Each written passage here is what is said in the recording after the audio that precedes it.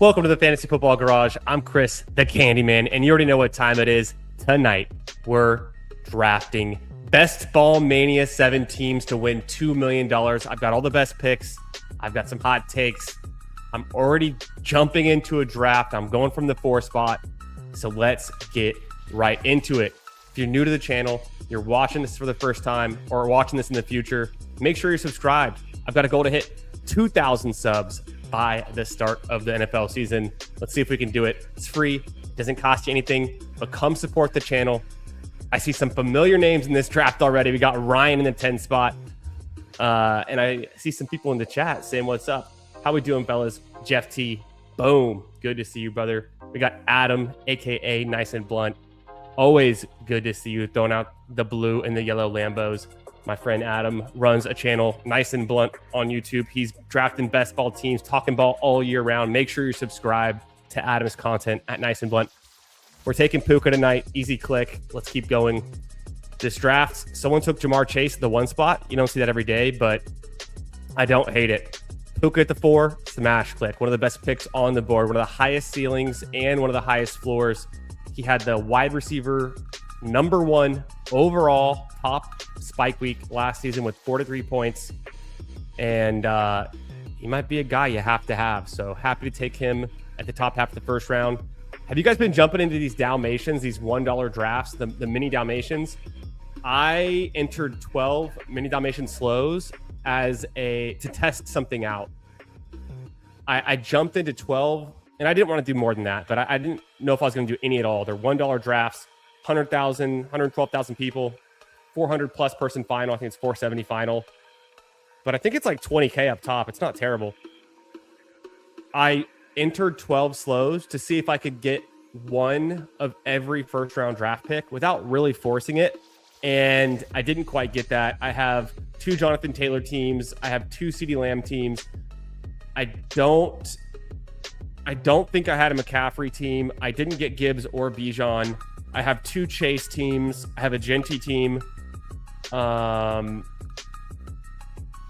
have a JSN team. I have a few teams, but a little experiment. So we'll see how that pans out. Those slow drafts are going pretty quick. Some of them are cooking along. We also have Charles in here. What's up, brother? Charles, I have no idea what you're talking about, brother. Hey, how we doing? My O face needs work for the thumbnail. Charles, I need to recruit you. Can you come be my official thumbnail helper, creator? I'm a one-man show over here. And literally 1 hour ago, I was cleaning up 1-year-old baby barf all over his crib and room, washing sheets, scrubbing floor with carpet cleaner. And now we're drafting. We're so back. Boom. Puka Bowers. Don't even overthink it. You might just have the 2 top target earners in the NFL in 2026. Write that one down. Hey, we'll make a deal. First off, thanks for being here. Thanks for being subscribed. Shout out to all you guys. I'm gonna go into our live stream. We've got 12 watching. We got 9 likes. I want to see if we can get some new subs on the channel tonight. We're at 1,042 subs. I'm going to kick this off. I'm going to gift 5 subs right now. If you're here, you might be lucky enough to get it. Let me see.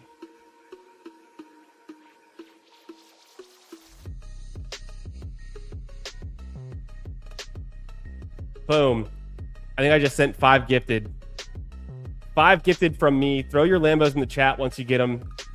Thanks for being here. Shout out to the real ones. And let's get it. Let's see who can match. Let's get some more subs going. Oh no, fuck Brees Hall. Let's go ETN. Let's go Rashi Rice. We're going 0 RB this time. It's a Best Ball Mania draft, and I hit the promo today, and I hadn't drafted any earlier. I was gonna do a cardio club, but I got busy. And so here we are, just starting the promo. If you draft 4, you get 1 free. Isn't that what it is? So we're going to draft at least 3 or 4 tonight. Let's get after it. This one naturally falling to me, a little bit of a 0 RB start. I don't like Breece Hall at the first part of the 3rd round. I like Travis Etienne Jr. of the Saints just fine. But Rashee Rice was still there staring me in the face. So I go Puka Nacua, Brock Bowers, Rashee Rice. I might just have the top 3 target earners in the NFL for 2026. Let's see if we get it. Yo, Jeremy, what's up, brother? We're drafting plenty more teams. Ryan snuck his way in. I didn't even tip anyone off, but Ryan snuck his way in at the 10 spot. He goes CeeDee Lamb and then Barkley. Also, guys, let me know, how's my layout looking? How's my resolution looking on the Chrome tab here for the draft board? I got a brand new computer monitor. It's pretty fucking sick. I got it on Prime Day. It's $100 off. It's a 34-inch curved Dell monitor. And I've been tracking these, not just the Dell ones, but like all of these nice big curved monitors for literally 3 years, looking for good prices. And all of the prices 2-3 years ago were like $700 to $1,500. I almost got one on Prime Day that was $700 off and was a $799. I think it was a Samsung curved monitor, and I think it was like, it was huge. It was like 45 something inches. It was crazy, but it was like OLED, 244 refresh rate for the hertz, and like for like elite gaming. And I didn't really need that because I don't really game much. So I opted for this Dell. It was normally $400, and I got it for like $300. So it's pretty sick, and it's really nice. My old extra monitor it's over there, but it was a Samsung that was fine, but it was flat. It was 27 inches, and it was 10 years old. So big upgrade. But I'm in a new element. I've never had it all on one screen before. I've got you guys here in StreamYard. I've got the draft right here, trying to make it all work. Let's see which running backs fell to us. Cam Scatterboo, maybe, could do that. David Montgomery seems like a pretty good bet.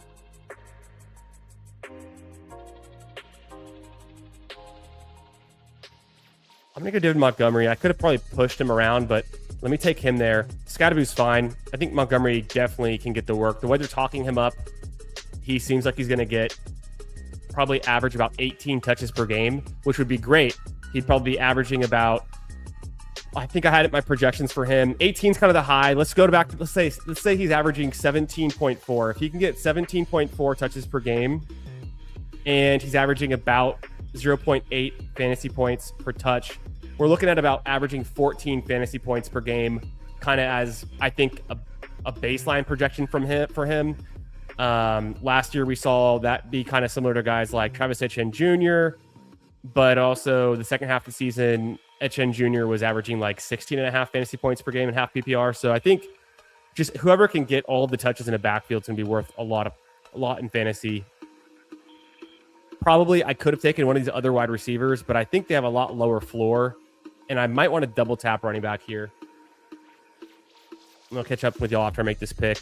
Oh, JMO there's kind of nice.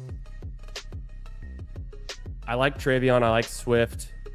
They both split work. I'm kind of tempted to go Swift on this one.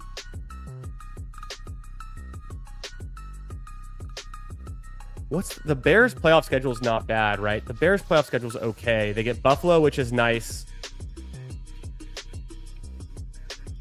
Really nice. Green Bay's fine. Detroit, somewhat tough. Somewhat of a tough matchup, but seems fine. Houston's actually okay, not great either. Jacksonville's okay. Philly's tough. Green Bay's kind of tough against the run. We knew that from last year at least. So I start this one off, not a true 0 RB, but I did kind of push the running back.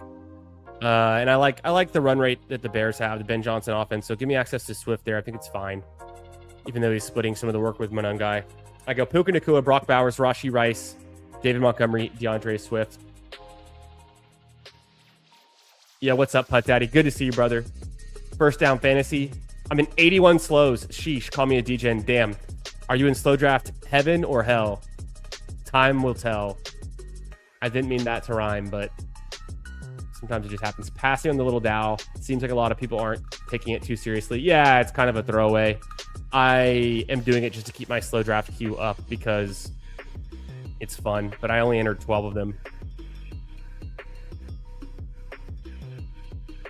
49 out of 101 CD shares, 10 Bijan, 9 Gibbs. Damn, son. Charles, way overweight some picks. With 5 to 7 CD AJ Brown Neighbors to start. Go big, go home. I like those starts. I'm pretty bullish on Neighbors this year, so I like that.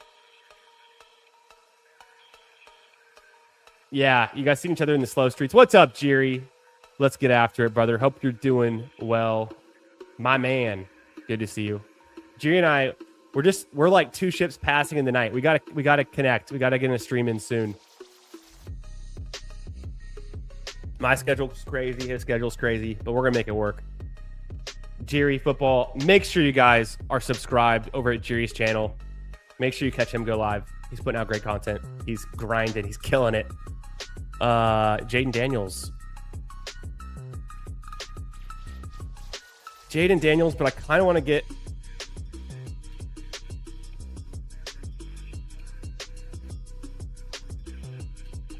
I kind of want to keep it going at wide receiver. I could have taken Jaden Daniels there, and I usually do. But honestly, what I was thinking is I've got Puka and Rashee Rice. I have so many outs at quarterback in the upcoming rounds. So let me just take a big swing on Mekhi Lemon. And I don't always like taking him there at pick 69. I think it's kind of the same, though. If Hurts and Daniels are there, I usually take one of them. But on second thought, I want to stack up Rice or Puka at least. And I can probably get Mahomes at 93, Stafford at 100. And so if I'm going to spend that much draft capital, or at least take some swings in that range, I don't want to necessarily get Jay Daniels just yet there. Parker Washington, been a little bit of a faller. I'll scoop some of that. I also like Ramondre, I think, a bunch. Tony Pollard's not bad, especially on my team where I could use the help at running back.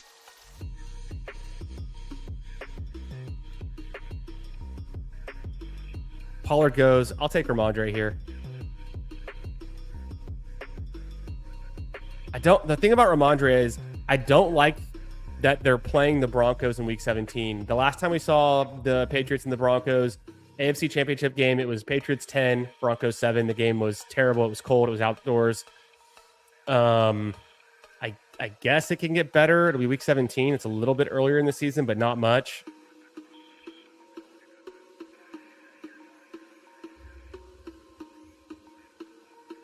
Hey. Looks great. Hey, appreciate that. Looks fine. Good. I'm trying to make it look like it normally does. Hey, what's up, fam? Who Hames, my man. Good to see you, brother. Hope you're doing well. Speaking about grinding out here in these best ball streets, Who Hames, the real grinder, the real leader of the D-Gens. Make sure you guys are subscribed to Who Hames channel, but I already know you are because me and Who Hames, we streamed all in season last year a bunch of times. Plenty of times over last summer, and we have a bunch of streams coming up. Another guy, me and him just are on complete different schedules. It seems like two ships passing the night. I got to get back with Who Hames real soon. Got into this draft with you by chance. Good luck, gang. I know, Ryan. I didn't even tip you off, and you jumped right in. I saw a familiar name from the start. Anyone else in this draft with me, let me know. This is the Best Ball Mania 7, and I just hit the promo, so we're going deep tonight. We're going to be drafting a few teams. We're feeling good. Yeah, I don't mind David Montgomery. I think I can project him pretty for some, high volume, and I think he's not bad. The Texans suck. Their playoff schedule is not great, but we'll make do. I'm going to go with volume from Montgomery. From Swift, I'm going to go for the fact they're a good offense, and even if he's splitting work, I still believe in Swift over Monangai. And then Stevenson, another good rushing offense. Let's just get a piece of it, maybe when it matters. Stevenson was pretty explosive as a pass catcher, too. But so is Travion. Just all around good. Chicago smashed Philly Black Friday in the run game. Yo, what's up, Hartman? Speaking of another guy that you should check out, Hartman Fantasy Football. So, yeah, he's gone.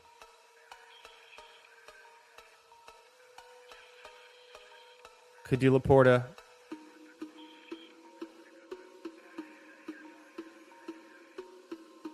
I might just go Jackson Dart there because Mahomes was gone. Mahomes went to the drafter who I guess is going to try to backstack him. I feel like the that drafter probably could have gone Purdy, was the hope that I needed to be able to land Mahomes there. People will take naked Mahomes. People will try to backstack Mahomes. So it's nothing crazy, but I go ahead and take Jackson Dart, so I'm not left out in the cold at QB. I usually don't reach up for Laporta here. I like Fannin and Kittle just as much or more. So I probably push tight end a little bit. Do I want to grab a slight fall on Corum if Stafford goes? And then I can at least team stack with Puka. Might be the play. I like Dobbins fine. I like Brooks. I think I'll get Stafford, though. Devontae Adams went over here to Jay Nasty. So I think we're good. Yeah, I am going to go Stafford to go with Puka. It just makes too much sense. Dart and Stafford, they don't have the same bye week. So I'm good there. From a playoff standpoint, the Giants, they get to face off against Cleveland. It's kind of a stout defense. Detroit. But they get Dallas in week 17 in the Dome. That's pretty nice, I think. For my Los Angeles Rams with my Stafford and Puka stack, they also get Dallas week 15. So maybe I need to correlate that, bring in some Dallas pieces. There's not many Dallas pieces left. You could say Jaden Blue, Ryan Flournoy, Ferguson. So I guess there's a few, but Seattle's pretty tough. Week 16, Tampa Bay, week 17. An okay matchup. I think it's fine.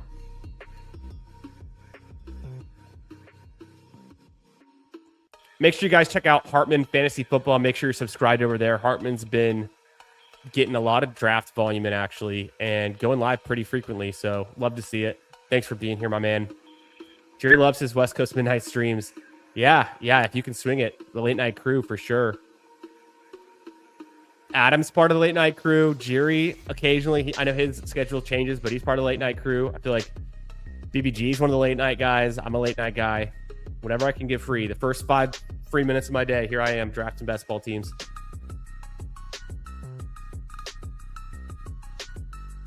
Yo, what's up, Emo? How we doing, brother? Hope you're doing good. Great to see you. Thanks for being here, stopping by. Emo, what's your Dalmatian strategy? Did you just pass in the Dalmatian? Or are you testing out your auto drafting ranks, slow drafting? What's the Dalmatian strategies? What I'm kind of asking everybody tonight. The Mania haters need to learn ball. It's kind of what I'm saying too. I mean, we can just project them for some good volume. It's what Woody Marks was getting last season, but Montgomery's just better and will be more efficient with it and probably actually gets more work on top.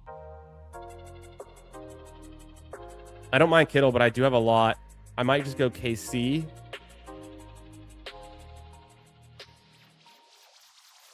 And push Kittle.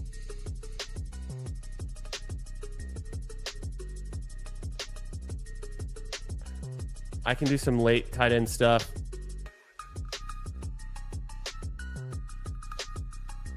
It's probably too early for Diggs, but I do like Diggs. Dobbs is fine. I wasn't able to get that 4th running back I wanted. Aaron Jones didn't fall to me. Rashad White didn't fall to me. When I took Stafford, I was kind of hoping one of those guys would come back around. So I'll take an upside swing with a guy like KC. I can always get Mendoza late. I don't have to, but I do like the Raiders playoff schedule. And Mendoza coming in late could be nice. The Raiders get Denver, which is tough, Tennessee, which is fine, and Arizona, one of the best matchups, week 17. So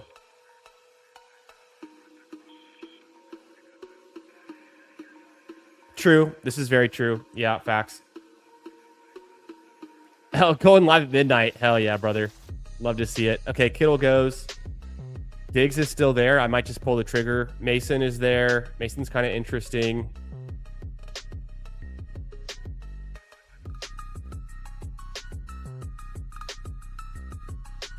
Diggs is going to help this team more than Mason. So I'm going to do it there. I typically don't like to be through 11 rounds and only have 3 running backs, especially when I have this little draft capital in them. So this looks like a team where I might take... We'll see. I don't know. I don't want to curse this team yet and admit defeat by taking 6 running backs, but I might attack it with a little bit more volume later on and some swings from some RB2, some contingent value. I think Diggs is more meaningful to this team than what Jordan Mason would be. I think Diggs has juice. He's still got something left in the tank. Have you seen him running routes lately over at his alma mater in Maryland? Look pretty sharp to me. Need to move to Guam and do a morning stream so I can join the West Coast midnight crew. Yeah, do it. Except, I don't know, do they have Underdog in Guam? I'm not sure. Yeah, Go AZ Cards is Go AZ Cards. I should have answered that one. Bro, the games are wild. Yeah, what's up, Michael? How we doing, brother? Good to see you. Chilling, man. I'm chilling. We're drafting Best Ball Manias tonight. Let me throw up a banner, I guess.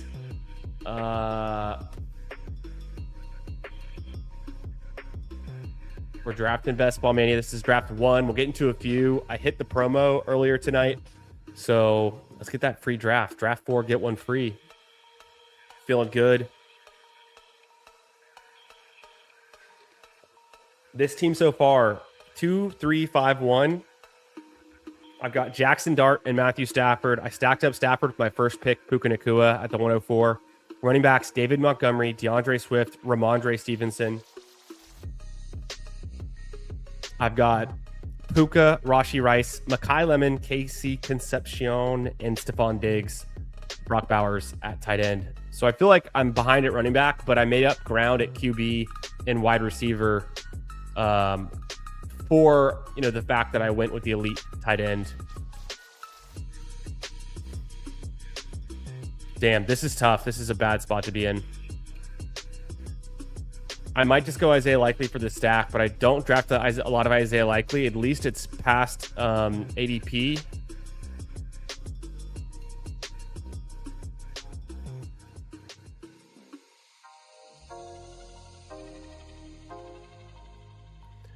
I kind of feel like Charbonnet might come back and be good. I think Mike Clay projected Charbonnet for a decent amount of games. I think it was 14. No, 11. Only 11, but still. 134 PPR points in 11 games when he comes back. So that's averaging like 12 PPR points per game, which is pretty decent. Spears goes super early in this draft. I might take a swing on Charbonnet in a draft like this. Or maybe Pacheco. I saw Herzig was drafting a bunch of Pacheco in his rankings right now, which is kind of crazy to me. But I guess there's a lot of contingent value there, and that's maybe what I need on this team. Boom, PPR. What's up, brother? How we doing, man? Good to see you. Hope you're having a great night. Oh, needless to say, I mean, we had Emo in here. Make sure you guys are subscribed to the Fantasy Sanctuary. And also the Toxic Tower. Speaking of, we got PPR. Make sure you're subbed to PPR. But you guys already are. You guys know PPR. Same thing with Michael. Michael O'Hara, FF. Go subscribe. The dude is getting into these best ball draft streets, killing it. I think PPR and him must have just wrapped up for them to pop in the chat. So that's good to see. Thanks for being here, fellas. I guess we'll go Pacheco over Charbonnet. I don't love it. I saw Herzig drafting a ton of Pacheco, so I'm kind of thinking about it at least. Let's do Pacheco there. I think on this team it makes sense because I really need running back help, but I'm going to try to go a little bit deeper at running back with some contingent value.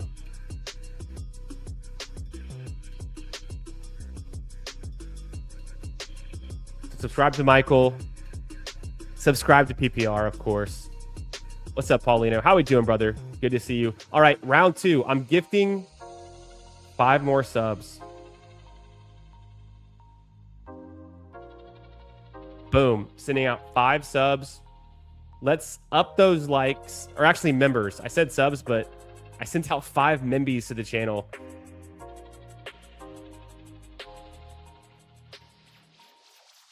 Let's keep it going. Throw out those Lambos in the chat. Oh, Mendoza goes, you hate to see it, but we planned for this. Pacheco more than contingent. Someone else will score a few touchdowns. I think that's true. I guess just projecting the Lions offense. I had Pacheco, though, as one of the least efficient rushers in the league last year. So I have to scroll down just to find him, but Let's control F this. Pacheco.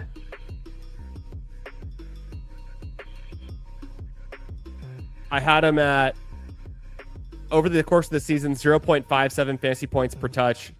He got 137 touches, only had 78 fantasy points, only 2 touchdowns. So the touchdowns could go up, but he's going from the Chiefs to the Lions. Those 13 games, he had no weeks above 13 fantasy points. He only had hardly any games above 10 fantasy points. So Pacheco was just terrible. I mean, he averaged 6 points a game. Just literally awful last year, but it can get better. He's more further removed from the injury. I've got Pacheco in Dynasty, so I'm not like totally out.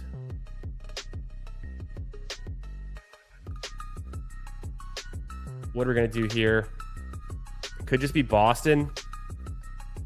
Double tap the rookies and go for some upside with the Browns. Sounds crazy, but let's do it. Pacheco clearly ahead of Keaton. Yeah, I would take Pacheco ahead of Keaton Mitchell. You know me, I'm not drafting Keaton Mitchell. One goes to Paulino. Throwing out the Lambos. Love to see it. Bang. Let's fucking go. Fail. Time to go crying to a pillow thinking about my exposures. All the streamers get all the memberships every time. That's so true. It's a streamer luck. Lambos, good to see you, Mac Nova. Appreciate you being here. Let me make this pick.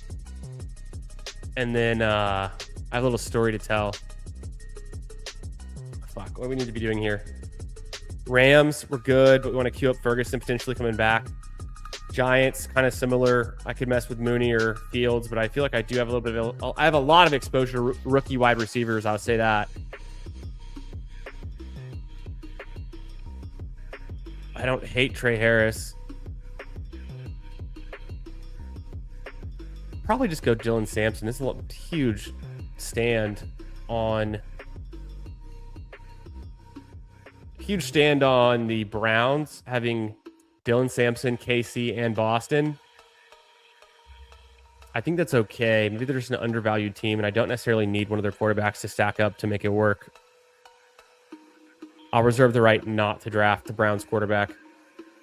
I'm probably good with this. It's a 2 QB build. It's not something I would normally do. I think I'm going to attack. It might be like a 2-6-7-3. We'll kind of attack it with some depth.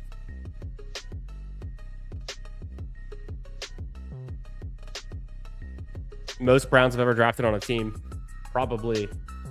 Okay, so one of the last times I was live last week with Mac Nova, he donated $10 to the stream, and I told him I'd shotgun a beer. I go to the kitchen. I was drinking a beer, and I noticed I only had a few beers left, so I put out a beer on the counter so I could go grab that beer when I finish mine. But I go to my iPhone. We do like the live cam. I'm walking through the house. I go to the kitchen. Where's the beer? Where's the second beer? It's gone. Crazy. So then I look at my fridge. No beer. I look at my pantry. There's no beers left. Like, what the hell? Apparently, my wife walked into the kitchen, grabbed the beer, and that was the end of that. And it was my last beer. So I told Mac I'd shotgun a beer. I still owe him one. I'm still going to shotgun a beer live on stream. I've been to this. I haven't been to the store personally. My wife's been to the store. We've gotten groceries since then, but I have no beer in the house right now. I literally have no beer. But to make it up on stream, I did a shot. I did a whiskey shot. It was actually Crown Black, not bad, but it was warm. So I took a Crown Black shot for not having any beers to shotgun, and I currently have no beers to shotgun. I would shotgun a beer right now if I had some. But so I still owe Mac Nova a shotgun, and it won't be the last one. Yeah, I still owe Mac. Man, I'm never going to forget. Never going to forget. I still owe you that one. I think about it every day. Even if it's a Tuesday night like it is right now, I'll shotgun a beer on stream. I'm not afraid. If you guys saw that stream that Emo and BBG and I did back in like the middle of December, I think it was like week 15 when we went to the Texans game together and we were streaming from the hotel room in Houston. we did a stream. I think we did. Yeah, I think it was just the second night. And we must have each shotgunned like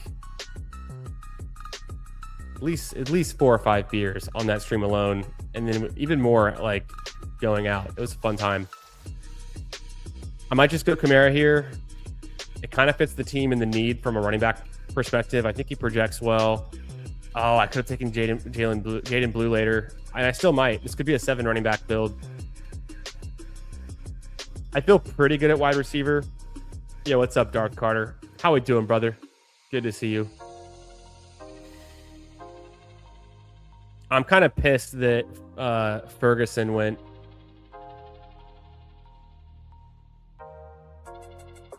And all the Giants pieces are gone, too. I don't think I want Malachi Fields. I have so many rookies on this team. I could stop at 6 wide receivers because the strength to have up top with Puka and Rashee Rice. I've been drafting way too much Calvin Ridley. I need to take some more Shamir DK because I just think he's like talented. It's going to be tougher for him. He's competing with healthy Ridley, who's also I think good, but over 30. He's competing with Carno Tate, of course, and also they bring in Wan'Dale Robinson. But Shamir DK led all rookies. He leads all rookies all time in all-purpose yardage, so that's kind of like impressive.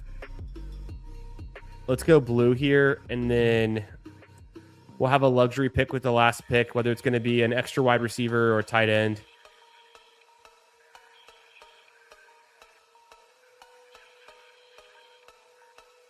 I'm trying to think what would make sense. I could just take Parkinson.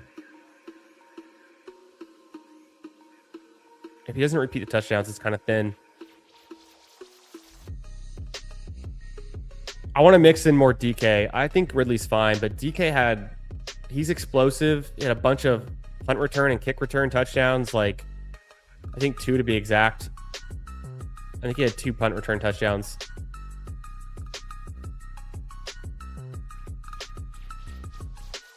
What else would I do? I could do Bateman.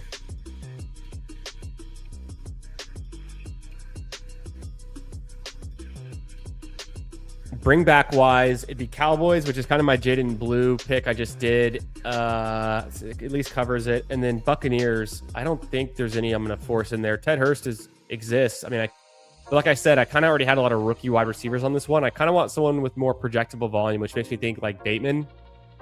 DK, I think, can still get some work. I think he can still improve, even though he has a lot of competition for targets. We know he's going to be active because he's a special teamer.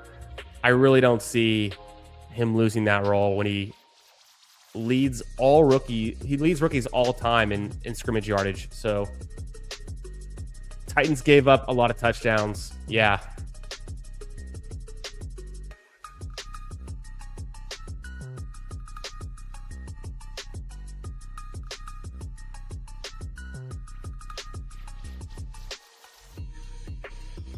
What do I want to do here? Is the extra tight end worth it? Do I roll with Bowers and Likely? Do I go one more receiver? Is the extra receiver worth it? I think Casey and Lemon can kind of hit. I'm covered up top with these 2. Diggs should be good. Boston could hit.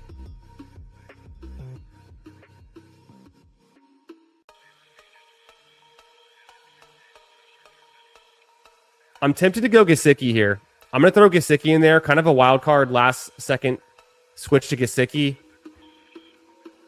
I think having some resiliency around my tight end position, and I have very little faith in Isaiah Likely being a weekly contributor, having much floor. But Gesicki, I mean, I wonder, can he function as the third target in that offense? I think there's a chance that happens, and I think his role is pretty safe for what it's worth as the pass-catching tight end. And he's on the Bengals, just a better team, more touchdowns to go around. 2763, not quite a 5 wide receiver build. If you saw the little Twitter rant I went on Sunday, I was retweeting everyone's team. I think it was Ryan had done a 5 wide receiver build. Who else did one? I retweeted a bunch of them. Let's see. Let me go to my Twitter Follow me on Twitter at FFB Garage. It was, who else did it? Min Cash had one that was a 2754. Omega King had one that was a 2952. Pretty wild. 9 running backs. But I retweeted all of those just to give you guys some ideas. You can't be drafting scared. You got to get different. Don't be drafting the same 3, 5, 7, 3 or 2, 6, 7, 3 every time. Get out of your comfort zone. Draft a 5 wide receiver team. I didn't quite get there tonight, but I did do something different. 2, 7, 6, 3. Dart, Stafford, Montgomery, Swift, Ramondre, Pacheco, Samson, Kamara, Blue. Super deep at running back. I think I get some upside there with Blue. Kamara is kind of a floor play, although his floor is super low. There's not much ceiling there is what I'm saying. And then maybe some standalone value out of Pacheco, but I really need my top 3 to carry this. And then, like I said, looking for something out of the other 4. Wide receivers, I really wish I could have gotten Patty Mahomes on this team, but a lot of rookie upside with Lemon, Concepcion, and Boston. I've been drafting a ton of Diggs. Rashee Rice, Puka Nacua is a fun way to start, and I get Rashee Rice in the 3rd round, which means I got Brock Bowers in the 2nd, which I think is also a steal. I said it right when I drafted this team. I think I might have 2, if not 3, of the top target earners, and maybe even the leaders in targets in 2026 with Puka, Bowers, and then Rashee Rice. Still went likely in Gesicki to throw in some more tight end depth there. Get ready to learn Eric All, buddy. Yeah, I wonder about that. We'll see what Eric All can do. Would it be year 2 or year 3 for Eric All? I think it's year 3. No, just year 2. Just year 2. We'll see if he can get more involved. I forget who it was. I saw some coach speak about Gesicki kind of fighting for that 3rd target in the offense. So I think they're going to scheme around him a little bit more than they have in the past and see if we can get Gesicki healthy. I'm not obsessed with Gesicki. I do draft a fair amount because he's practically free.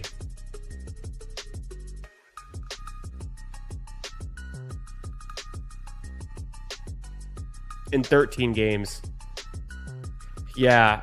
He missed 4 games. He's missed a bunch of games. He only played with 8 games with Joe Burrow last year. So there's like a big asterisk caveat around Gesicki. I think he's just kind of underdrafted. So I do take him at the very end of drafts. Personally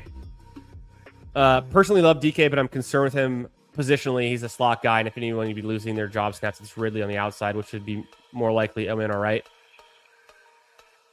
Yeah, I think Elmanor is done. Dunskies with healthy Ridley and Cardinal Tate coming in and Wan'Dale Robinson.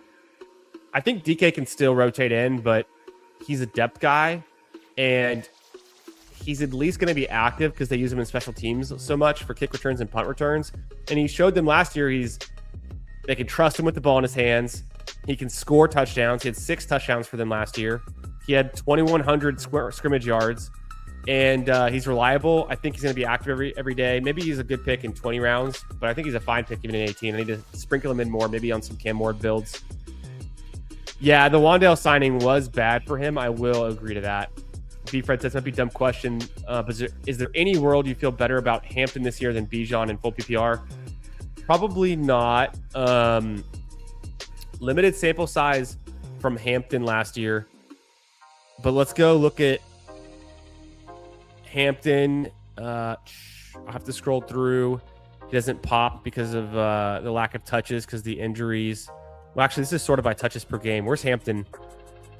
I can't see anything right now. I have to control F. Let's find Hampton in here. There he is. I knew he wasn't that far down, but it just wasn't popping to my eye. It's because he's not highlighted because I don't know why it should be highlighted. If I copy that format down, will it highlight him? It should. There it is. Boom. Why was he not highlighted?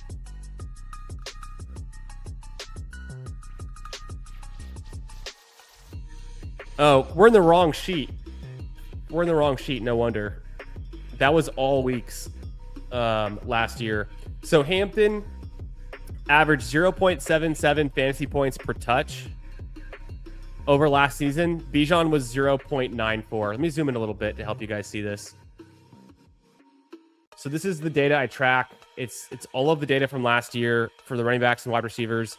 I track spike weeks, touches, fantasy points, good stuff. Bijan's super elite. Not only did he average more than 20 touches per game, he was averaging more than 0.9 fantasy points per touch. So over the course of the season, he was averaging 20 fantasy points per game in half PPR. In full PPR, bigger bonus. Scroll down a bunch, you go to Hampton. Of course, he only played 9 games, but 0.77 fantasy points per touch, only averaged 17 touches per game when he was active. It just doesn't really compare. So I think we need a year or two more of Hampton before I'd be ready to even consider him in the same tier or stratosphere as Bijan. But it could happen because Mike McDaniel offense, the Chargers could be really, really good, healthy O-line. Let's jump into another Best Ball Mania. I'm going to join right now. I'm not necessarily going to count down, but I'm joining from my phone. So if you're hearing this, there's 2 more to start. Maybe I can lead y'all a little bit better on the next one because we're drafting a bunch of teams tonight. This is not just the end of it. We're going deep. We're trying to get our free Best Ball Mania draft with the promo. But also, sorry, I joined and it was waiting on 2, so not much leeway there. At the same time, you guys are all sharp, so I don't know if I want to be in the same BBM room as you. And if you're drafting with me, you're going for 1 out of 11, essentially advance rate. So it's at your own risk. But I was inverted in here. Shout out in the 5 spot. I'm in the 1 spot. What are the odds? Haven't had a 1 spot draft in forever. I don't see any other familiar names. I recognize Dave P, but I'm not sure if you're in here. But thanks for being here, everyone, on a Tuesday night. Make sure you're subscribed. We're drafting Best Ball Mania 7 teams all night long, and this is draft number 2. We're just getting started. Taking Jahmyr Gibbs, my first pick, when it starts in 8 seconds. I like all to hit a 25 Barner kind of way. I like that comp. That's fun. I like that Kriok. That's something to keep in mind. We look at Barner. I was a big Barner fan. I've got him in Dynasty. Barner popped off. I will say, Barner had a little bit better of a rookie season. He had about twice as many targets, 50% more receptions. I guess he had twice as many yards as well. So, and then he had 4 touchdowns compared to All's 0. But, whether he jumps up, it doesn't have to scale like linearly, right? We also forget Barner had a rushing touchdown last season, which was sick. And he caught a touchdown in the Super Bowl on a fade route, which is pretty sick. I do think that being in the Bengals offense is a big helper. But yeah, I have Barner in a couple of my dynasty leagues. So I had drafted him in best ball last year too. The pre-draft best ball, we were all getting in on Elijah Arroyo. And then when Arroyo went to the Seahawks, I stopped drafting him because he's just a depth piece behind Barner. Barner kind of popped off as a true dynamic playmaker for them, especially we saw it in the Super Bowl too and during the season. But yeah, I like that, Kriyath. I like that take. I'll keep that in mind. Maybe on some Joe Burrow teams that go deep. Eric all year 2, the amount of ACLs he doesn't have. Okay, also good info. I forgot about that. Jeff says a Zach Ertz sighting. Wild. Yeah, someone drafted Zach Ertz in the last draft ahead of Gesicki. Ertz is not technically on a team right now, so that's kind of interesting. Isaac, what's up, brother? Who's to say DK isn't better than Wandale, though? Bro, that's bold. That's bold. I would say DK could be more explosive. He could be a more explosive playmaker with the way he returns punts and kicks. Wandale earning the 140-plus targets each of the last 2 years for the Giants is pretty impressive. One of the top target earners in the league. And so, but better, more efficient, could be. Could he earn some of that role? They did pay Wandale a good amount. I expect they'll use him, but no, I think there's some metrics you could say that DK is definitely better in than Wandale. So I think there's still something to go around, and maybe the Titans just throw the ball a ton. Coming back around, everything looks pretty standard. HN fell a little bit. I took Gibbs, of course, my first pick. So I'm going to go Jeremiah Love. And then I might go Travis Etienne Jr. for the playoff schedule that he has. I could also do Rice again, but I feel like I just keep taking Rice. If that's what I'm going to do, take him that early. The Saints also play the Cardinals in week 16. I could take Olave. Saints have a good playoff schedule, one of the best. I'm tempted to do it.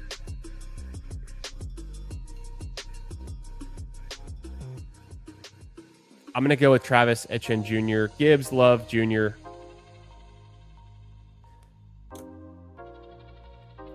I didn't get my first running back to the 4th round in the last draft. This time I've got 3 running backs through 3 rounds. I'm unpredictable. I just let the draft board come to me. I was so jealous on missing out on Travis Etienne last draft that I pulled him up here. I like that. I like the Neighbors pick. I think Neighbors with Jamar Chase and Nico Collins is a very sexy start. Really strong, of course. And there's probably some running backs you can target in these early middle rounds that can balance you out just nice. JT, Devon Achane, and Rashee Rice. That's a killer team from Mike. I really like that start too. Ooh, Igbuka goes 31. Gibbs, the 101. No doubt. Never a doubt. Got to do it. Hulk Smash. What's up, brother? How we doing? Good to see you. So this is Best Ball Mania draft number 2 of the night. Smash that like button. Make sure you're subscribed. Let's see.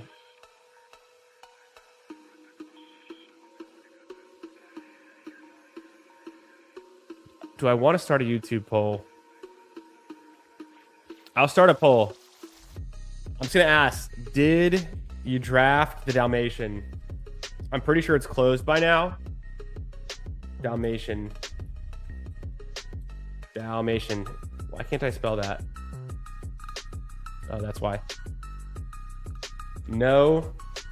Yes, but slows. Yes, and autoed. And then let me know if you, because I've been asking you guys this since the start of the stream. I just put the poll out there on YouTube. If you are drafting the Dalmatian, did you auto it with fast? Did you test out your ranks? Are you doing a bunch of slows? How many did you do? What's your strategy for these Dalmatian $1 drafts? I joined 12 of them as slows, and I kind of said that was enough. But I just wanted to kind of increase my slow draft numbers because I had a bunch of drafts from the Sprint Frenchie that was 2 Fridays ago that are wrapping up, and even some puppy 2s that were wrapping up slow drafts. So those were winding down. Let me get some new $1 Dalmatians in there just to keep my mind working. Always be drafting.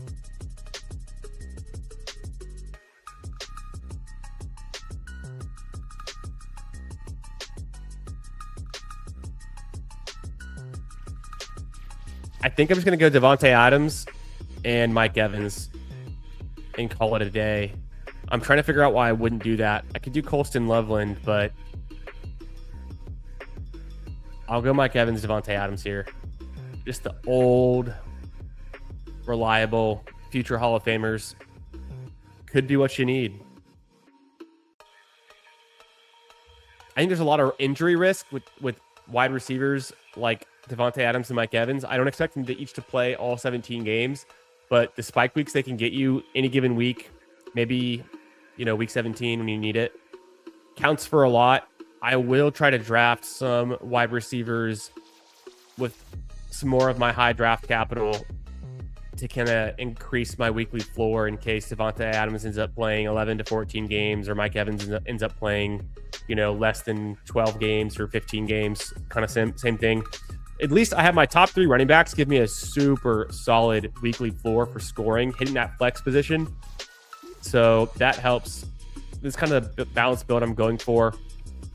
I want guys like Adams and Evans who I know when healthy will earn targets and high value targets. I think I've got Adams right at about 4 receptions per game. And I think Evans I might have had a bit higher than that. It's going to depend on the target share they can get. But more than that, I don't expect either one of them to necessarily be killing it in receptions. Like we saw with Devontae Adams last year, it all comes down to touchdowns. So that's kind of also what I'm hunting for. Mike Evans on San Francisco 49ers is kind of a new thing. We'll see how that pans out. Dalmatian is already full. I think it is, Mac. It was like 90% full or close to it last time I looked. And it was fast drafts only. So that at least stopped it from instantly filling because people were just jamming the slows. Dalmatian 2 is going to drop tomorrow, I'm sure.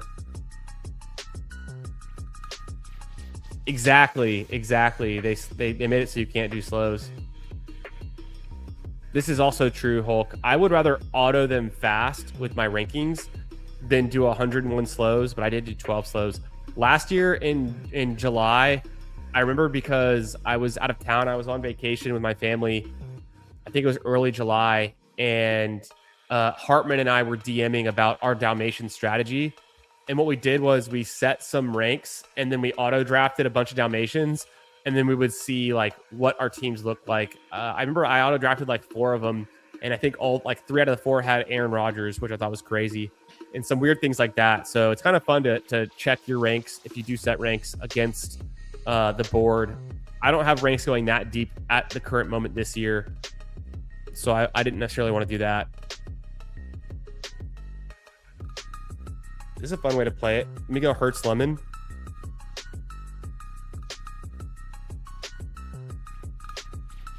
I will take Hurts this time. Like I said, if Hurts falls to me in the 6th round, I'll take him.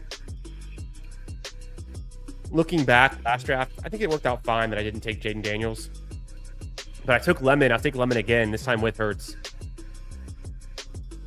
Maybe we see Lemon have some real upside. I think that could be a fun pick. I considered, I thought about, do I want to get a 4th running back and be done and go hyper fragile? That would have been like Pollard or Mondre or Jalen Warren. DK's there. He's okay. Alec Pierce is fine. Sutton's fine. I was drafting a good amount of Cortland Sutton for a bit. Maybe I need to increase my exposure to Jalen Waddle a little bit, and maybe in my model I need to bump up Jalen Waddle's target share. I still have Sutton coming in at over 4 receptions on average per game, and with his amount of air yards and his like average depth of target, his yards per reception, and his touchdown upside, I think Cortland Sutton still models out kind of nicely. He's not too expensive, and he falls a decent amount, and he's on a really good team. I think the Broncos are still really good.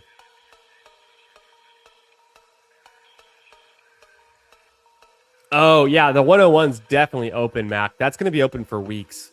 The Pitbull is still open. That's a $20 draft. So the 101's going to be open for a long time. Yeah, I meant Little Dalmatian. I should have clarified in the poll. Whatever. Little Dalmatian. Yo, what's up, Bayou Bengal? What's up, brother? How we doing? I'm doing great. We're drafting some Best Ball Mania teams. Getting into it a little bit. Relaxing on a Tuesday night. But at the same time, hyper-focused, seeing the Matrix, making no wrong moves, and shipping for $2 million. So if that's your idea of relaxing, for me it is. First 3 minutes of the day, draft some best ball teams, chill with the chat. Also, make sure you guys are subscribed to Bayou Bengal FN. He's going live all the time, drafting best ball teams. He's live a few times over the weekend. I got to tune in, got to lurk a little bit. And also a guy that I need to connect with, one of many. My schedule is crazy these days, but Bayou and I will definitely get some drafts in together this summer. No doubt about it. Would love to make it happen. Purdy's a fun click. Stafford makes a lot of sense. I probably go Purdy first. And I don't want both, so I'll just take Purdy and go with Mike Evans since I took Stafford last draft. Stafford might project a little higher than Purdy. Purdy has the rushing upside that could be what you need in a weekly situation. I'm fine with Downs. I like Pittman better, like, honestly. You guys are so high on Downs, though. It makes me feel like I have some FOMO. Like, do I really want to take him? I could do Manungai. I could do Brooks.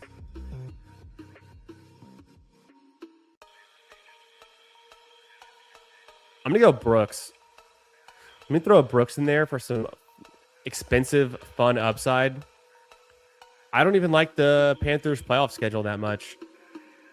It looks pretty rough.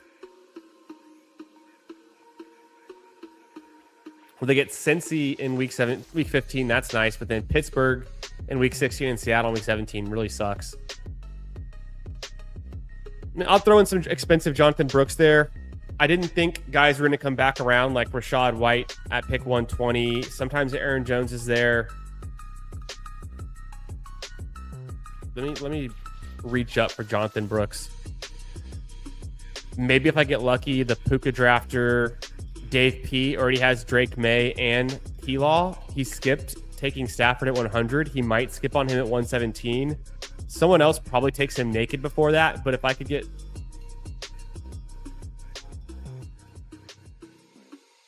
Stafford at pick 120, that'd be nice. I don't think it's gonna happen, but fingers crossed. Weirder things have happened. I don't know if it's the best ball mania, but I've gotten some really late Stafford before.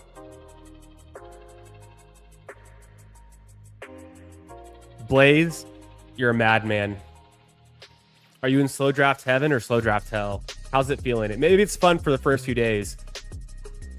At least they can't lower the pick clock down on you. I can't stand when I'm in like a bunch of slow drafts, like dozens of them, and it goes to 4 hours to 2 hours to 1 hour. That's like the most annoying thing. Yeah, good luck, brother. Nice. Love to hear it. What have you been mostly drafting? Just a little bit of everything. You drafted on some DK. You drafted mostly on underdog, best ball manias. What are you getting into with those 300, brother?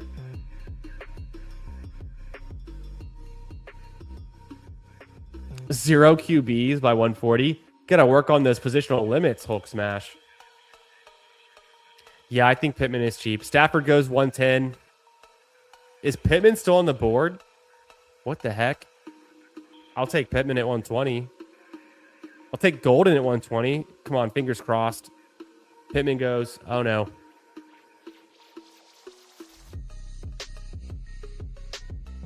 Soon it will be cheap Jonathan Brooks at pick 97. It could be. Jonathan Brooks was my most drafted running back when he was a rookie, and it did not pay off. But, maybe this is the year. Dang, I wanted Golden. I wanted Pittman. They both go. I have 2 QBs already. I could use a wide receiver or a tight end. I could take Shakir or Dobbs or Wandale.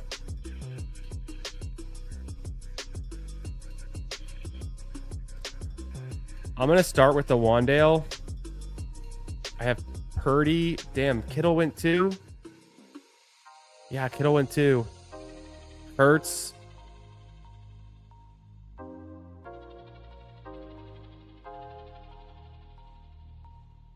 I'll just do Wandale and Shakir. I'll do some PPR scam guys and a half PPR site. But they can earn a bunch of targets. And at least Shakir's on the Bills. I don't know. And they get the Dolphins week 17. Seems good. All right. All of the picks I wanted went before my pick. I wanted Golden, Pittman. I wanted Stafford. I wanted Kittle. But that's the way it goes. Let's see. 2, 4, 5, 0 through my first 11 picks. Jalen Hurts stacked up with Mekhi Lemon. I have Brock Purdy stacked up with Mike Evans, Jahmyr Gibbs, Jeremiah Love, Travis Etienne Jr., and Jonathan Brooks at running back. Could do hyperfragile, stop with those 4. I think it's more likely than not that I stop with those 4. We'll see if anyone falls in my lap that I like. Wide receivers, Devontae Adams, Mike Evans, Mekhi Lemon, Wandale Robinson, Khalil Shakir. I don't have any tight ends yet. Goddard goes. That's a bummer. Sometimes he falls. This is going to be a late tight end build. Maybe I go for 4 tight ends even. Seen Jonathan Brooks in the early 80s. Wow, there's some steam. 97 is the highest I've taken him so far this year. I was getting him a bunch. when he was still in round 10 or in the other half of round 9. I let up on Downs after hearing they might look to Keenan or some other free agent wide receivers. Interesting. Yeah, more to come on that. I think Downs is okay. He's a decent target earner. He's very expensive for how unproven he is, and he's still on the Colts. They're still a run-first team. I get it. There's more targets to go around without Pittman there, and Downs probably does earn some of those, but also, you know, Tyler Warren can earn some of those, and I think Alec Pierce probably gets one more target per game than he has in his career, and that makes a big difference. I think Pierce can continue to just take a step forward. He's taken a step forward every year of his career in the first 4 years. If you bucket Pierce into his first 2 seasons and his most recent 2 seasons, it's a totally different picture, and it's all upward trending. Okay, I'm almost on the clock here. I am on the clock.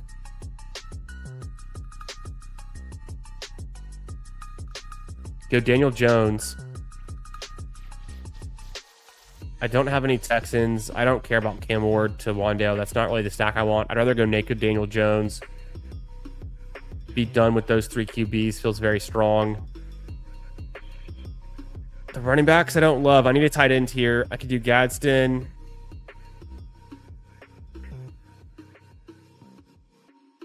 Rock in a hard place. I don't know. I used to like Strange more. Let me go Gadsden. I don't love this pick either, but at least it gives me some Chargers exposure.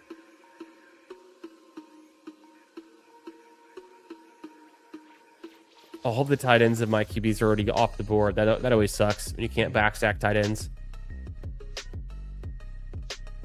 If I took Ward there instead of Daniel Jones, I have some other backstacking options and some things I could have done with, like DK we talked about. I probably have too much Calvin Ridley. Gunnar Helm's always there. Gadsden, to me, man, he seems expensive, but maybe that Chargers offense knows how to use him. Maybe Mike McDaniel can figure out how to use him. What do you guys think about Gadsden? Is he okay at price 145, round 13? He goes next to a bunch of other tight ends that are pretty much more proven, but maybe less exciting. Less exciting offenses, or just older guys who bump up and down every other year. Blaze says he did like 120 at 150 field generals. Oh, nice. Big superflex guy. Nice. In slows. Prefer the slows because of the schedule. Makes sense. Yeah, some years I do more slows than others. I don't prefer the slows. I prefer to get them in fast, but it totally makes sense based on your schedule. Brooks' exposure has dropped a lot with the Dalmatians. Apparently they rank him higher. Yeah, people are going up. That's what we're saying. That's what we're seeing. Interesting. Yeah, in the fast, people are less certain about him. I guess in the slows, they have more time to think about it and take him. In a pit bull, he went 10. Yeah, I could see it. The Fantasy Points guys put out tweets showing how much better shorter routes are versus deep routes. The Colts already mentioned targeting Alec Moore on shorter routes, so that could be a big boost for him. Yeah, no, Alec Pierce has been one of the better deep targets, deep threats, but getting him some shorter depth targets actually can be good, and that's like the only way he's going to see more volume, I think. So that does make sense to me. I think he's just good. I don't think he has to be pigeonholed into it, just a deep threat guy.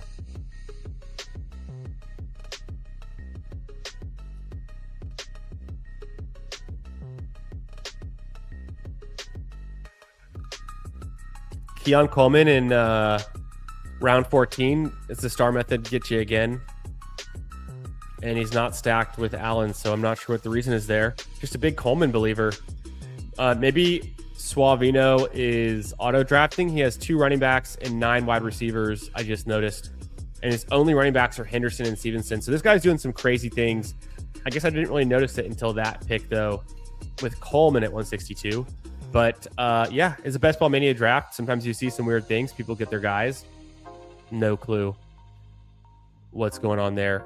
I will go Sadiq. I like Sadiq. I don't mind Spears. I could do it. I could take Flournoy. You guys like Flournoy more than I do, but I will listen.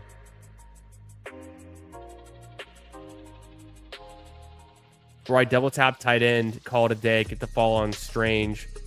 I'm going to start with Sadiq there.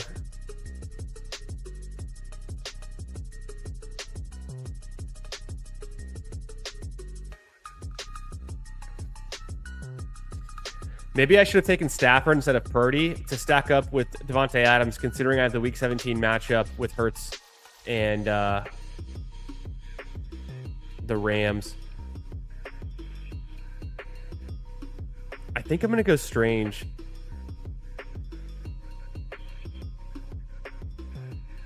I'll go Strange. I went back and forth. I thought about it. I might even still go 4 tight ends, though, because Gadsden and Strange splitting the work. And then Kenyon Sadiq being a rookie, although he could just smash. I'm not sure what I want to do there yet, but I could always take a 4th tight end. 3-4-5-3. So what I was saying there is, like, I had Jalen Hurts and Mekhi Lemon. I already had Devontae Adams. It came around, and I was between taking Brock Purdy and Matthew Stafford. I was only going to take one, not both. I could have stacked Stafford with Adams. I could have stacked Purdy with Evans. I ended up taking Purdy because I thought his weekly ceiling might just be a little bit higher, given he has some rushing upside like we saw in Week 17 last year. With Stafford, it's purely on, can he throw for 300-plus yards and 3 to 4 touchdowns to get that ceiling, which is maybe he regresses a little bit. Or maybe not. Maybe he's a gunslinger going out in the flames and throwing the ball a ton like he did last season. And he's efficient. He's good. MVP candidate. I wonder, though, should I have taken Stafford to go with my Devontae Adams, given I took Purdy with Evans and they're playing the Eagles in Week 17. And so now I've limited myself to only one of those games stacked up for my my outcomes. If you know what I'm saying, like if that game is a complete dud Week 17, I mean I have to get there, but that could sink this team. All my eggs in one basket. I only have naked Daniel Jones. I bet the drafter next to me is pissed I took Jones at 144. He probably wanted him at 146 to go with his downs potentially. He did already have 2 QBs, so it's not the end of the world for him, but you should have taken him a round earlier then, bud. Calvin Ridley kind of fits this team. I do have Wandale. It's not the first time I've taken 2 Tennessee receivers, though. Wicks kind of fits this team. I think I'll do Wicks at least first.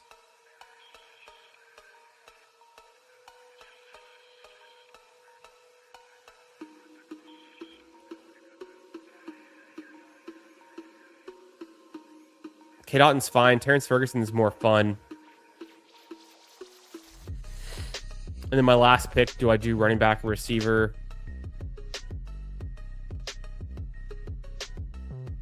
At the Philly double stack,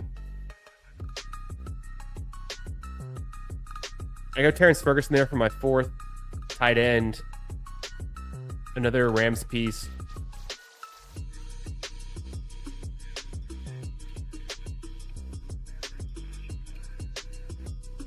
I don't have any insane bye week issues. I have 2 on bye in Week 10.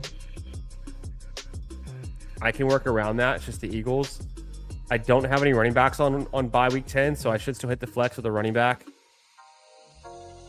So I could be done with 6 wide receivers. Devontae Adams, Mike Evans, Mekhi Lemon, Wandale, Shakir, and Wicks. I've got some nice week-to-week target floor with guys like Shakir and Robinson. Devontae and Evans give me my big touchdown spikes. Lemon is a rookie upside. Wicks has a little bit of a spike week potential when he's stacked, right? Tight ends covered. Running backs pretty covered. I might just be done with those running backs. What do you think you guys would do? Would you take the 7th receiver or the 5th running back? And I guess it comes down to also who's available. Yeah, what's up, Jalapeno Jenkins? Good to see you, brother. Does QB versus QB Week 17 stacks really matter? I don't know if it really matters, but The part that would scare me is I don't have that much exposure. I have less exposure to many games. I'm overexposed to one game. So if I'm in week 17 with this Best Ball Mania team, I'm trying to win $2 million. And the Philly and San Francisco game is a complete defensive battle and a dud. My team's in a really bad shape because I've invested so heavily in that one game with both quarterbacks. And I mean, even if I didn't have both quarterbacks, I'd still be very exposed to that game and that game script. But I might just have one more stacked out with like Devontae Adams, Stafford, and then Ferguson to get me access to a different game where it could be a shootout. So that's kind of my thought process, but I'm not sure exactly. Maybe I'm overthinking it. Okay, let's queue up some of these. And Jiri says, Jalapeno just finished the BBM drafting next to each other, 1 and 2. Hell yeah. Yeah, I'd love to see Jalapeno in my rooms. Let's go running backs. It's like Braylon Allen, Justice Hill. So I'm not super convinced I want to do that.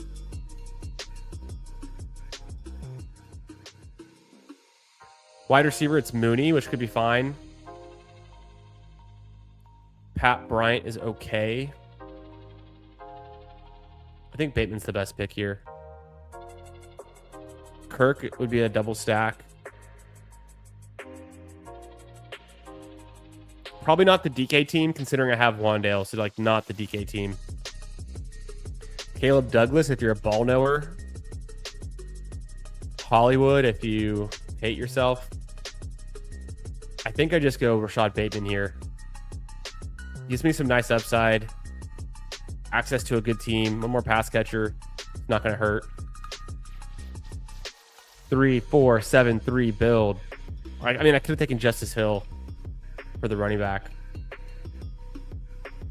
Kind of my intention with starting with 3 running backs was to stop at 4, especially if I tagged on somebody I really like that has a bunch of upside like Jonathan Brooks in round 9. All right, let's check out the... maybe check out the YouTube poll and end it there. If you didn't already vote, sorry, I just ended it, but we'll start a new poll. Yes, but slows was 56%. A bunch of people said no, and a few did yes and autoed them. Only 9 votes. Yeah, I don't have a ton of Gibbs in BBM either. I think that was like my 3rd Gibbs team, which sounds crazy. Got to get more. This was the 2nd BBM of the night. Let's get back into it. I kind of already reviewed that team, so let's just let it be. Let's get into another draft. Quick, rapid fire. If you want to join, queue it up now. Jump in. I'm joining in 10 seconds. And I'm starting a new poll on YouTube. And the new poll is something random. But join BBM. I'll join it. In 5, 4, 3, 2, 1. I'm joining from my phone. Okay, 9 more to start. I hope I didn't slow roll you too slow there if you were already jumping in one and it closed. But there's 9 more to start, 7 more to start. So if you got in this one and you want to draft with me, 3rd time's the charm. Buyer beware. Okay, what should the poll question be? What do we want to know? The poll question should be... I've got a question for you. You have to pick one wide receiver. Pick the best wide receiver. I'm going to leave it open-ended like that. It's Monroe. It's Jefferson. I'm adding an option. It's a Darian Lamb, CeeDee Lamb. Start poll. Who do you think's the best? Who's the best? CeeDee Lamb, Justin Jefferson, or Monroe St. Brown? Who's the best receiver? Pat Bryant is okay. Yeah, who would you want? Wide receiver 3 on playoff offense that wants to throw lots and play fast when you can draft a real life wide receiver 4 on Tennessee. Yeah. A real life round 4 wide receiver on Tennessee. Yeah, DK was Just much better than Pat Bryant last year, though. DK set a rookie record for scrimmage yards. He had 6 touchdowns, 4 receiving, 2 punt returns, 48 receptions, 423 yards, 74 targets. But he's going to have a lot more target competition, and he's on a worse team. Pat Bryant also gets target competition from Waddle, but like 1 touchdown compared to 6. Less yards, less receptions, way less targets. I think Pat Bryant can be okay. I don't think he has to be 100% drafted. And I'm willing to be wrong. But I'm just not there yet on Pat Bryant. I have capitulated a little bit on Troy Franklin. I think Troy Franklin is still draftable. There's some upside. But it's not the most exciting. And then, yeah, the increased competition from Wandale is going to put a squeeze on him. Not Wandale, Waddle. All right, in this one, but it's going to be hard to figure out how it's going to play out week to week. We have Marvin Mims in a contract year competing for his life. Potentially, people are saying Mims could be a $10 million a year receiver when he's a free agent next year. People are saying, we got Jalapeno Jenkins in the 3 spot. I'm in the 8. Hartman's in the 9. FFB Wizard in the 10. Shout out. Who else is in here? Let me know. This is Best Ball Mania draft number 3 of the night. And we're feeling good. We have to draft 4 to get a free draft. I think we can get there. It's 11 o'clock Central for me, but I'm feeling good.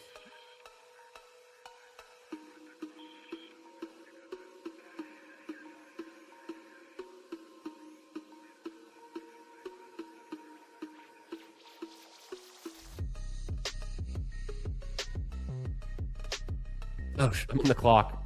Over there looking at something. Jonathan Taylor. Let's go. Wow, Amon-Ra and Justin Jefferson went ahead of a JT in this Best Ball Mania.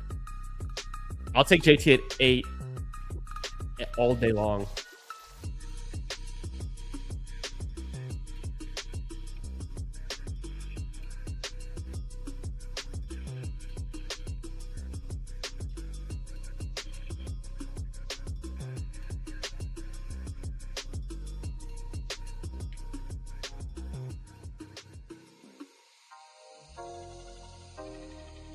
I moved Amon-Ra ahead of JSN in my ranks. Damn, son. All knower.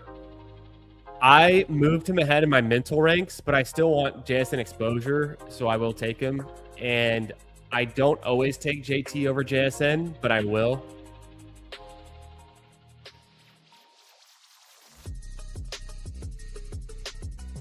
I don't mind the Chase Brown here. I think he's got a ton of upside. One of the best offenses, dominates touches. It's really getting to touchdowns. Getting to the touchdowns, being able to earn a lot of touchdowns. And the playoff matchups are okay. I get the argument for like Derrick Henry there or Drake London. Let me go JT Chase Brown. I have plenty more Best Ball Manias to do. I'm sure I can get more JT combos, but let's work with this. Yeah, that's a little bit of a exposure blanket for JSN. I was so out on JSN last year that it burned me really bad. So I don't want to be that out again. He's more expensive, but we've seen a lot more from him.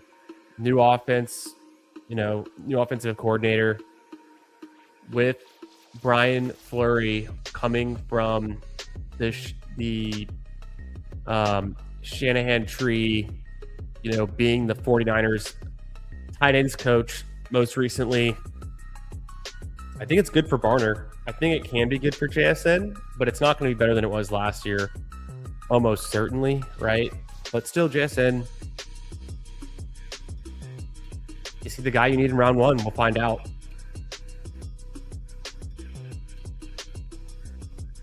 JSN playoffs is rough. Yeah, they played a lot of games.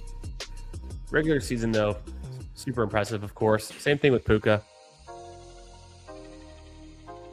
How impressive the regular season was. and why we're taking them so high this year.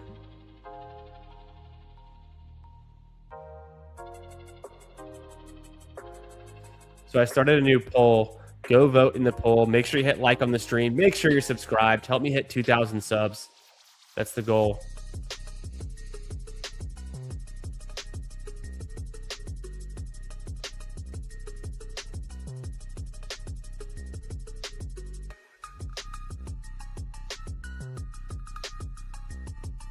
Almost on the clock in round 3. Ooh. Chen Jr.'s there. Kyron is there. I kind of want to go Neighbors, or should I go Saints, Rams, Giants?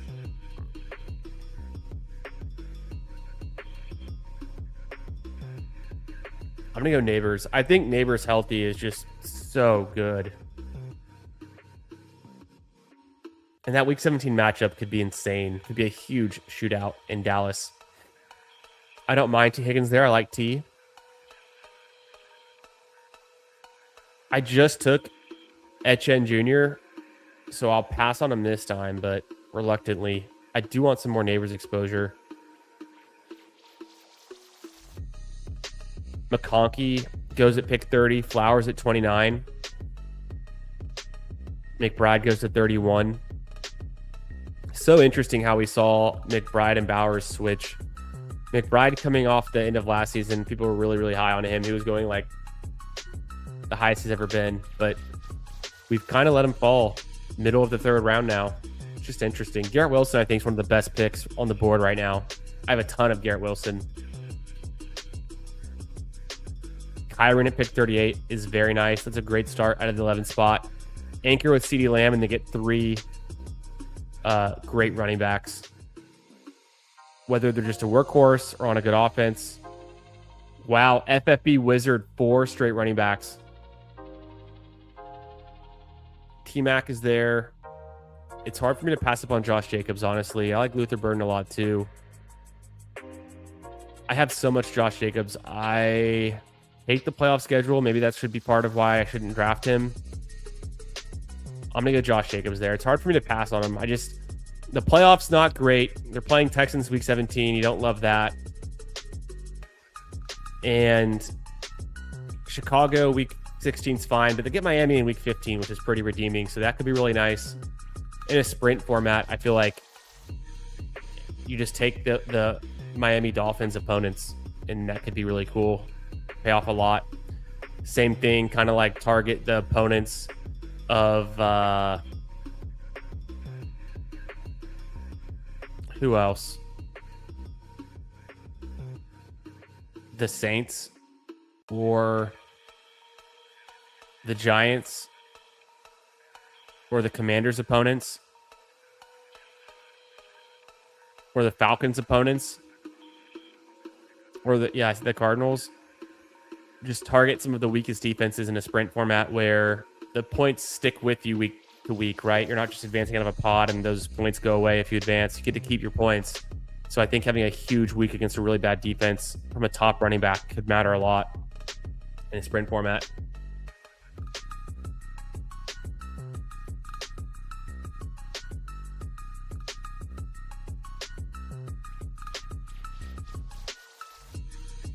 Let's see.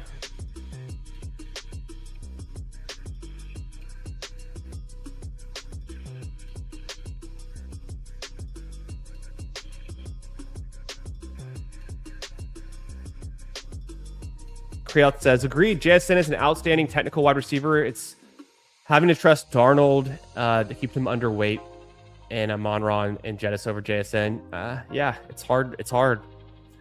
It's picking between the best options, but it's all relative, right? So it's like, who do we think has the better quarterback or the better offensive play caller or the better situation? Yeah, JSN back to the 3rd. Never again. We'll never get to see that again. Peace, Hames. Thanks for being here, brother. We'll stream again together real soon. Have a good night, brother. Thanks for stopping by. 5th round, what do we do? DJ Moore is there. I could do Travion or Bashal Tootin.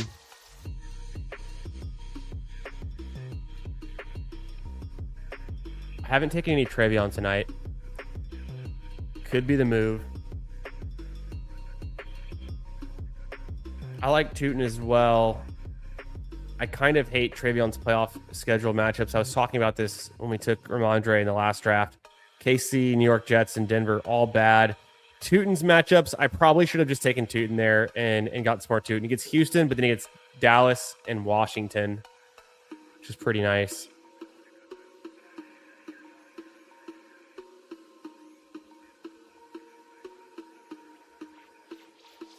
Crazy that I'm anchoring at wide receiver with Malik Neighbors. Send help. SOS. Mike Clay projects Neighbors for how many games? I think it's really low. I think it's 14, 15 games. Not that bad. It's fine.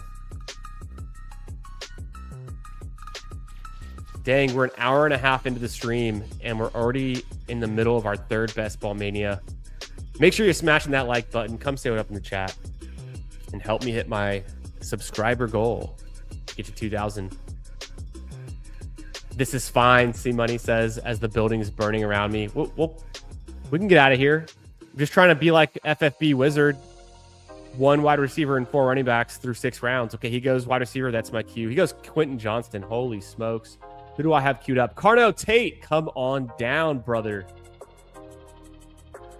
We made it out alive. We got Carno Tate, which I think is a great pick. In the 6th round. Yeah, Tate's a perfectly good pick here.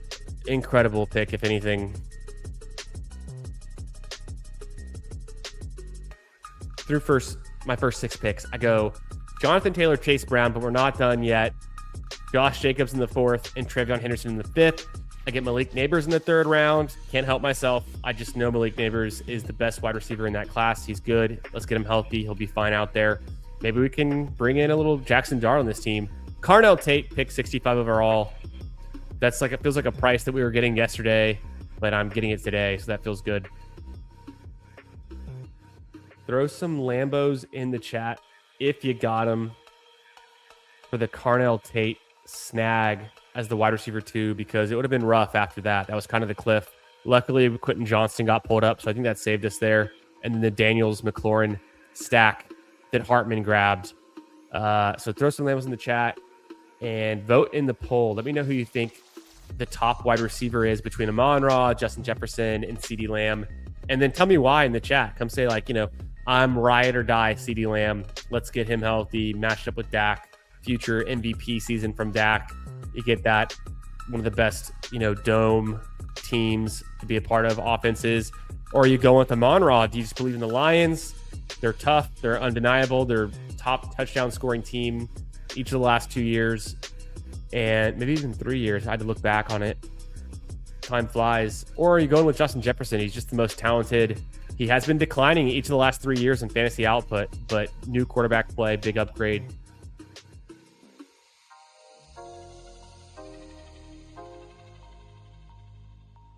I definitely need wide receiver help. But do I want to go Herbert? No. I will take Cortland Sutton here.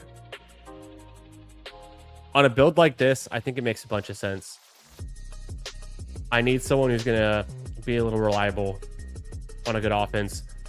If Pierce comes back around, I'll entertain Pierce in the 8th round. He doesn't come back around, though. Hartman gets him sharp. Hartman and I, known Alec Pierce fans, especially last year at Price, was incredible. One of our most drafted players. He's expensive this year, but I do want some of him. FFB Wizard going Quentin Johnston, Josh Downs. Interesting. Pick 89. I'd have to pull up Dart. I don't think Dart comes back around to pick 104. It's not impossible.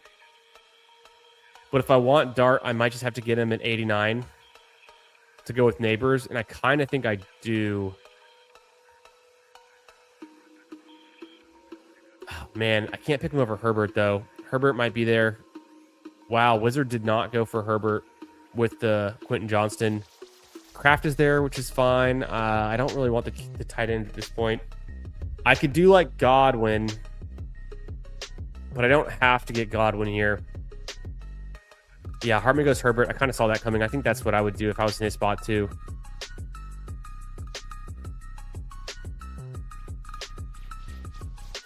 I might go Mahomes.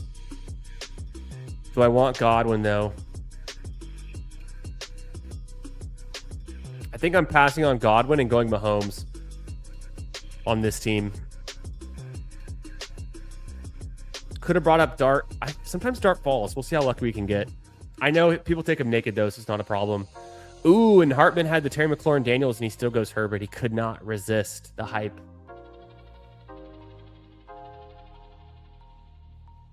I'm not out on Scatterboo necessarily. I just had so much of him last year, and he was really good when he played. I will take Scatterboo in the same tier as Swift, Irving, Henderson, and Judkins and Tootin. So I just want to mix him in. He does go the earliest of those guys, so I feel like I have a little bit less of him naturally. But I'm not out on Scatterboo. I've seen him. I think he's going to be healthy. Not out on Scatterboo. I want to be back in. Let me back in. I'm out on Tracy. I'm drafting too much Tracy. I'm definitely out. Yo, what's up, Meg? How we doing? Good to see you. Thanks for being here. Hope you're having a great Tuesday night, Meg. Make sure you guys are subscribed to the FanSpeak Network.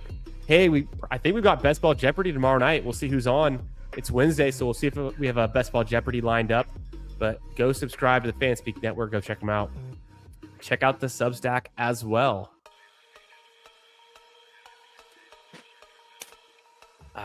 Meg, we were talking about our Dalmatian drafts and the little Dalmatian, the $1 drafts. Did you jump in any $1 Dalmatians? Some people said no, not the tournament for them. But others of us are like getting in some slows or maybe auto drafting some fast to test our rankings. Curious your approach there. Boom, Hartman with the Lambos. I tried to get Hartman to post Lambos in the chat to distract him from drafting Justin Herbert there, but it didn't work. Yeah, always torn between letting Pierce try to fall and just taking him. Torn, Herbert and Kraft didn't think through the buy, to be honest. Oh, Daniels and Herbert same buy. Yeah, I didn't think about that until just now either. But no, Dart goes. The dream is dead. At least I took Mahomes, covered my bases. I think the wide receivers were pretty flat, so I could do like a Pearsall here. Known Pearsall hater, drafts Pearsall. Bannon and Pitts, I like both of them. Knicks would make sense. I like Golden.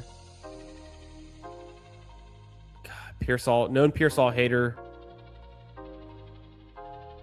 Goes Fannin. I get the Week 17 bring back against Jonathan Taylor. I thought about taking Pitts. I like Pitts too, and this playoff matchups for Pitts is pretty nice. Washington, nice. Tampa Bay, New Orleans, really nice. And it sounds like they're going to use Pitts a lot in this new Kevin Stefanski offense. We'll see. Crafted 94, WTF, brother. Is that where you went?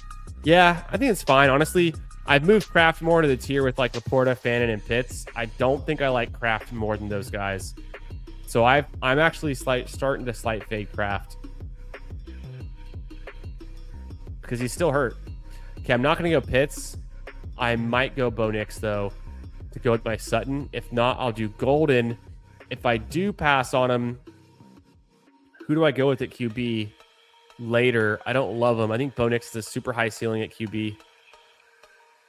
We've kind of seen it. The dude's going to throw a lot. Yeah, let's go Bo Nix. That's the move. Bo Nix there over Golden. Be a nice team to have Golden on with the team stack. Team stacked with Josh Jacobs. I think Golden's undervalued. I'll take Golden over Ricky Pearsall straight up. Call me crazy. Call me a homer, but and I don't even think my hate has gone too far on Pearsall, but I've never been wrong about him. But my hate has gone too far. I think Pearsall can pay off a little bit. This is our year 3 watch. This is a year 3 watch for year 3 breakouts for wide receiver. Let's go down to Pearsall. He's averaged 7.2 fantasy points per game and half PPR over the last 2 seasons, last 2 rookie and second year, for a total of 144 fantasy points, not including fumbles. Yeah, I don't think I have fumbles in this. So around that. Only has 3 receiving touchdowns in 20 games played. Not great. 0.2 touchdowns per game. Not great. Air yards are fine. Yards per reception, good. Receiving yards, not good.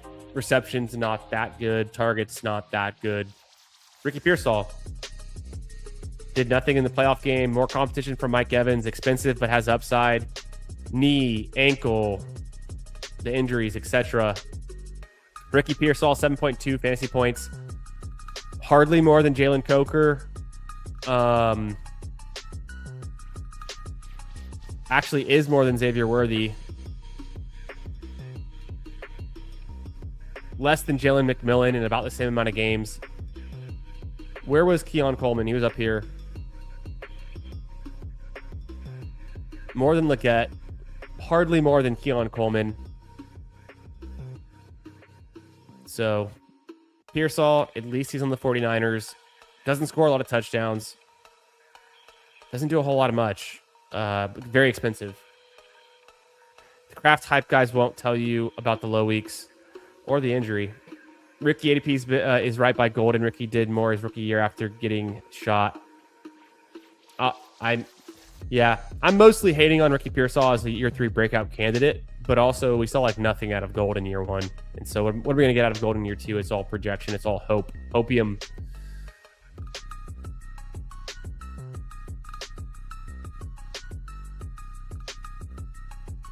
KC would be fine. I think it's just KC, right? KC with Patrick Mahomes and KC. Kind of fun. What am I missing? All the Chiefs went. I was going to backstack. I obviously didn't get Worthy. Kelsey didn't fall. I didn't expect him to necessarily. Sometimes he does. Broncos, I can go late. For the Pat Bryant bros, I think there's maybe a path. So maybe take him over Franklin. Evan Ingram late could work. Need some more receivers. Got 2 rookies. Guy who's injured. Running back feels good. Week 11 buys, slight concern, but not the biggest concern. I think I'd be okay if I stopped at 4. Probably still go 5 though. But could stop. These guys are studs. Any other stacks I need from my wide receivers to a QB? Nothing obvious. Wouldn't go Ward here. Too early. But 137 versus 152 could pull up Daniel Jones again. I take a lot of Daniel Jones.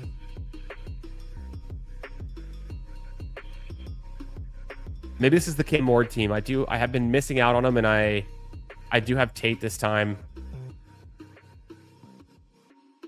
I don't know if I can push him. He's the next QB available. There's plenty of teams like Tenderella that have 1 QB, and this other team over here. Otherwise, I'd be going Diggs. I do take a lot of Diggs.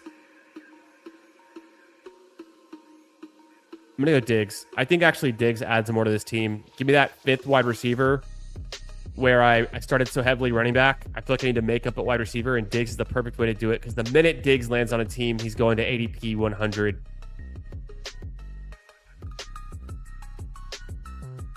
And again, the highlights. I can pull it up on Twitter. Let's pull it up.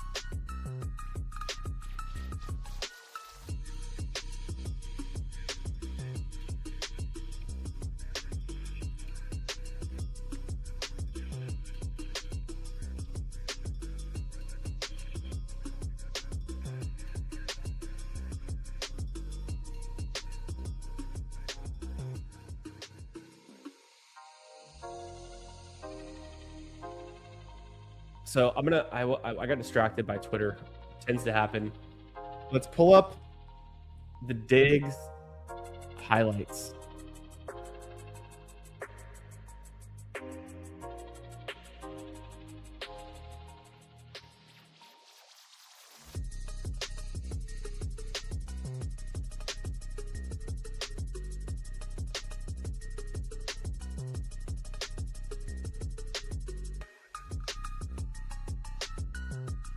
Look at this guy run routes in shorts, no pads. I guess technically not shorts. Pretty long shorts, if you ask me. Boom. Boom. Oh.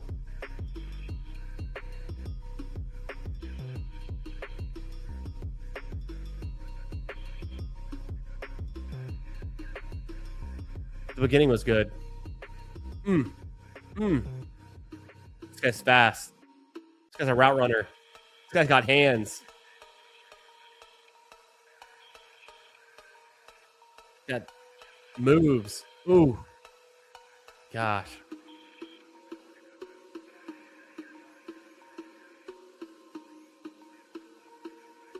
So give me. I have way too much Stephon Diggs, and it's not just because I have the clip equity, but I can't believe we drafted Stephon Diggs last draft or 2 drafts ago and didn't use the clip. Cam Ward almost comes back around, doesn't come back around. Rip. Oh well. That's why I have Mahomes and Bo Nix. I don't want to take Gadsden again.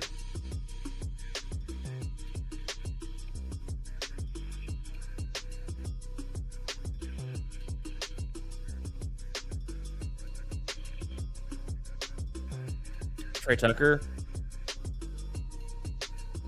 It's fine.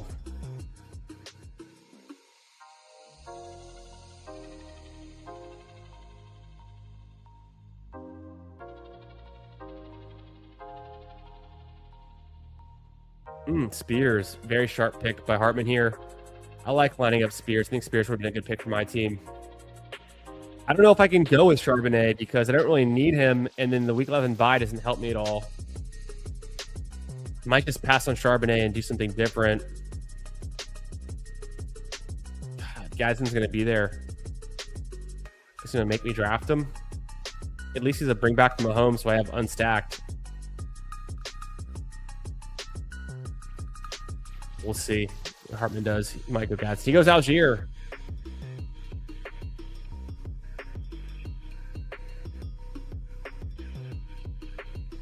I could do Tank.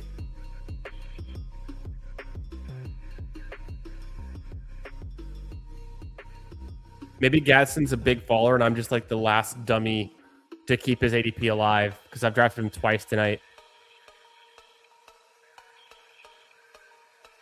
I think it's okay. At least the other team I took him on had 4 tight ends. But we can only draft Stephon Diggs so many times before we have to run the clip. Diggs. Stephon Diggs. Diggs is the guy. Diggs. 100%.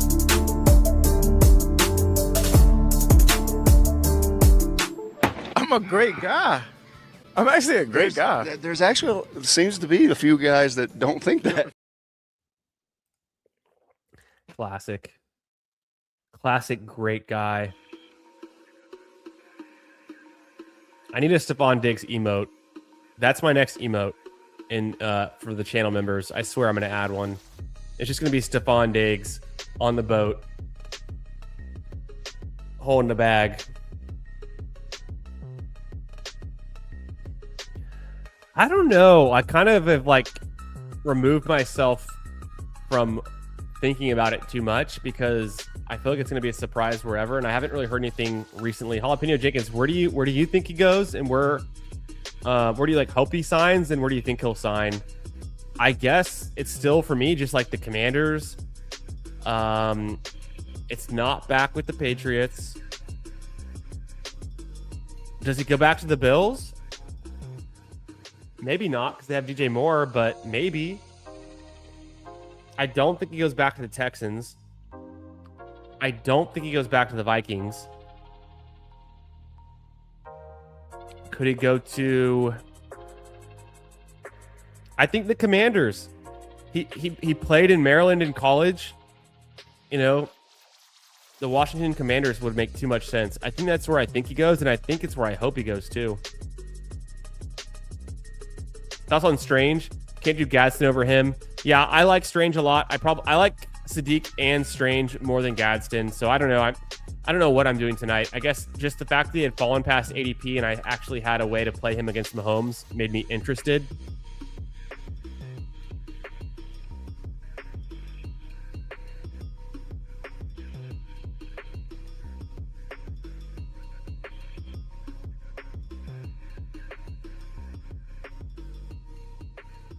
I'll throw some Mendoza in here. I already had Trey Tucker, and then helps cover a little bit. I think Mendoza plays like.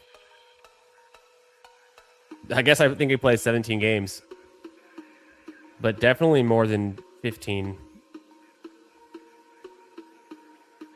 I don't know. I don't know. At least more than 13. Probably 15 or more.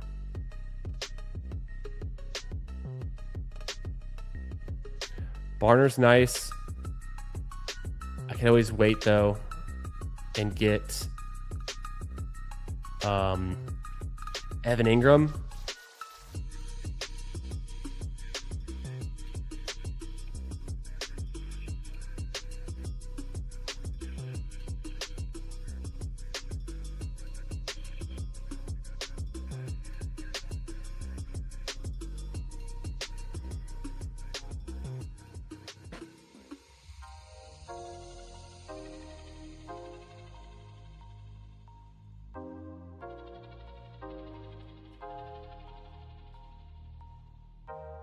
Tua around 16 to FFB Wizard. Big believer. I'm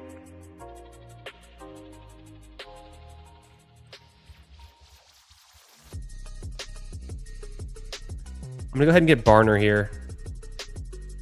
2 picks left after this. Gadsden, Mendoza, Barner. I like Barner better than Gadsden straight up, so I don't even know why I took Gadsden tonight or why I'm taking him.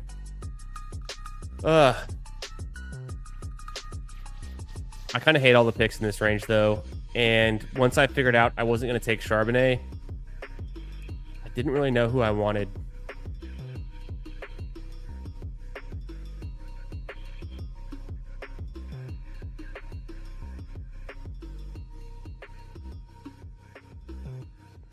Yeah, what's up, No Cap Mac? How we doing? He may not be a great guy, but he's a great guy to help me win $1 million on a best ball team. Hell yeah. If I win Best Ball Mania with a Stephon Diggs team, I will make a real attempt to reach out to him and try to go party with him. Who knows what could happen. Seems like kind of a boats and hose type of guy. Which, if you know anything about the stream, big fan. Big fan of this mentality.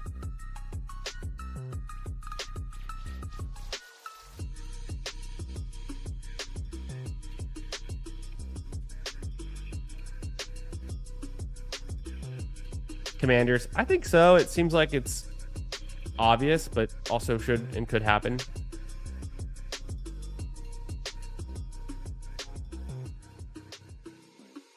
Is this a Michael Mayer team? People are asking. Craftable. 3-4-6-3. I could use another running back. I could use another wide receiver as well. I don't have any bye week issues though, so I could stop with those 6. I might stop with those 6. I think I do want another running back. I'm cool with Braylon Allen, Justice Hill, Samaje Perine. Emmett Johnson, probably not. I think he's just a fancy 0. But it would be nice to stack up one Chief with Mahomes. I don't think I have to. Singleton's interesting. I saw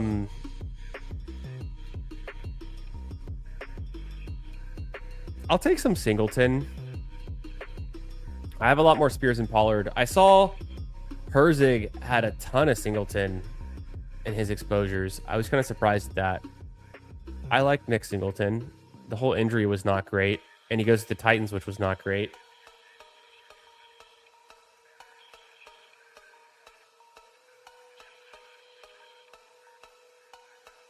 It's kind of a fun piece on this team, though.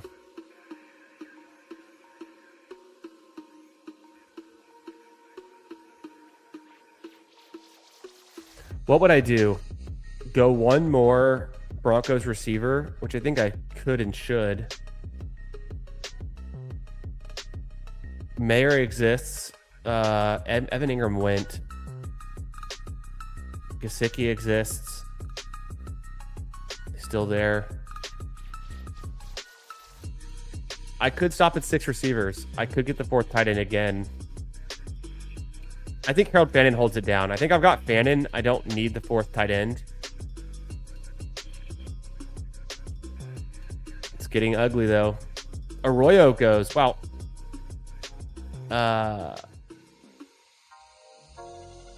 FFB Wizard drafted some interesting players in some interesting orders.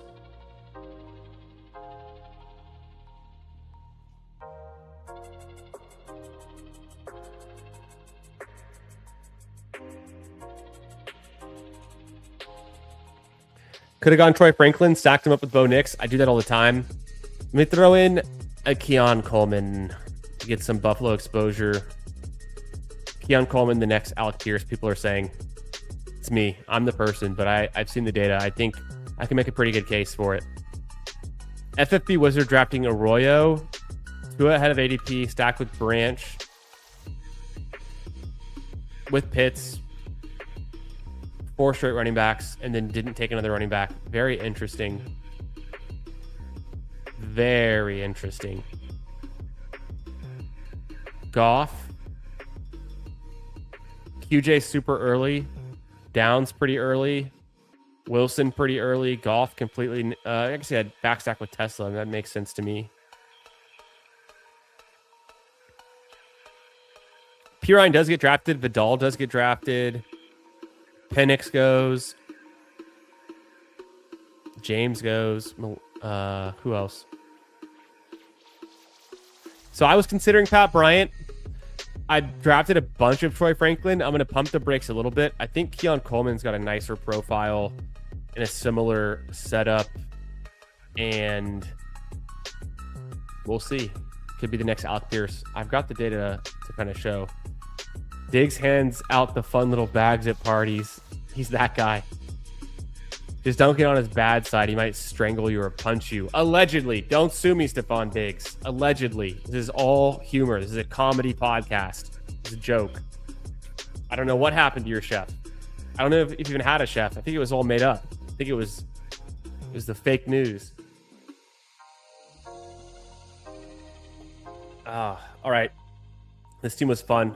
Let's do another Best Ball Mania draft. Let me review this team. Sharp room, sharp drafters. 3-5-7-3, pretty standard stuff. I think it's more standard drafted than tonight. Mahomes, naked. Bo Nix, Cortland Sutton.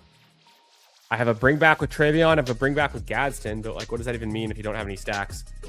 Fernando Mendoza stacked up with Trey Tucker. And then I don't think I had any pieces of the Raiders. I don't think I had any Arizona, but I did have Tennessee and I did have Denver, which is kind of fun. JT, Chase Brown, Josh Jacobs, Travion Henderson, Nick Singleton. A pretty fun running back room. Neighbors, I would have liked to have Dart. Carnell Tate, I tried to push. Cam Moore, didn't work. But I have Nixon Sutton. KC again. Diggs again. Trey Tucker stacked. Keon Coleman, year 3 breakout. Fannin, Gadsden, Barner. 2 second-year tight ends. And a 3rd-year tight end. So some tight end youth movement. What do you guys say we get into another draft? I'm going to check the promo. I'm pretty sure. Yeah, I have to draft to one more. So let's just. Okay, if you want to draft with me, here's your chance. If you want to draft the Best Ball Mania, I'm going to join one in about 10 seconds. So I'm joining it from my phone pretty much now. 8 more to start.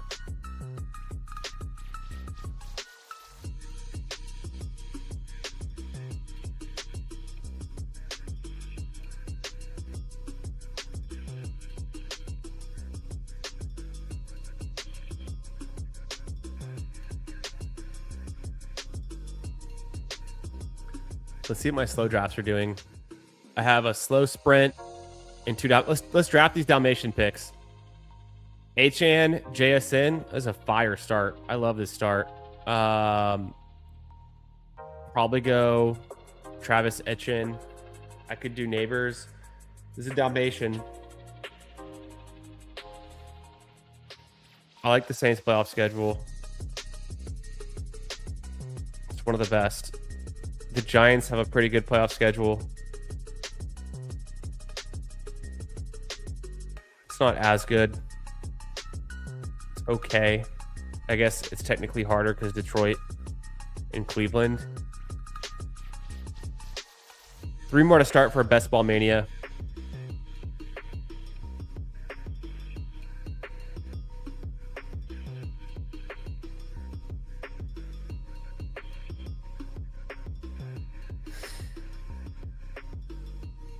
What else do I like?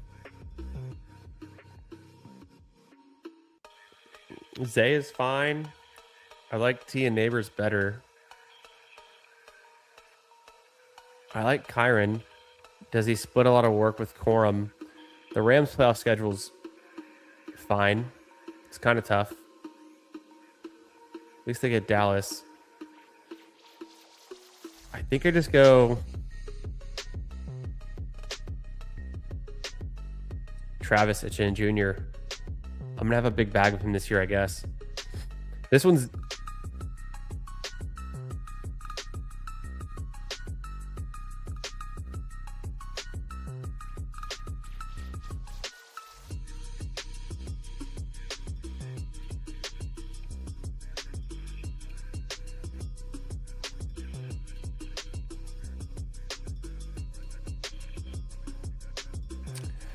this is okay, the draft build.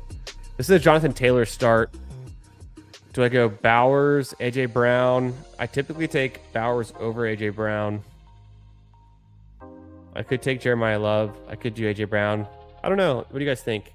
Collins is fine. And then this is a sprint that is like not that far along. JT Henry, Travis Etienne Jr., McLaurin, Jameson. I don't even know where to start with this one. Let's go to the drafts. Active. Best Ball Mania. We're 2 picks away. Oh, a Bijan or a Chase team. Hell yeah, let's go. Who do we have in here? Go Lancers in the 10. Dave P again in the 11. He's doing some drafting tonight.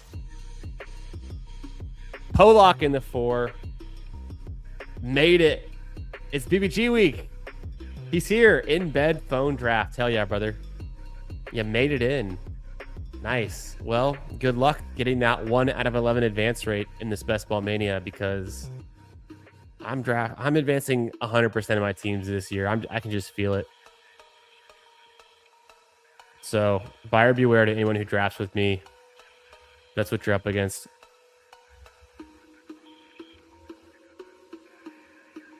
Hell yeah, brother. Make sure you guys are subscribed to the Best Ball Guy YouTube channel. Had a pretty, I would say, groundbreaking stream earlier today with one Peter Overzet. I enjoyed it. I thought it was great. Fun little exercise. I love talking about the year 3 wide receivers and the year 2 running backs. So I thought that was a great idea. Very fun draft, or a very fun stream talking about the players to draft. Make sure you guys check that one out. Sub to BBG. He goes Puka. It's a pretty standard start in this room. The poll in the YouTube chat right now, I'm going to close it before my next pick. So if you want to jump in the poll and answer.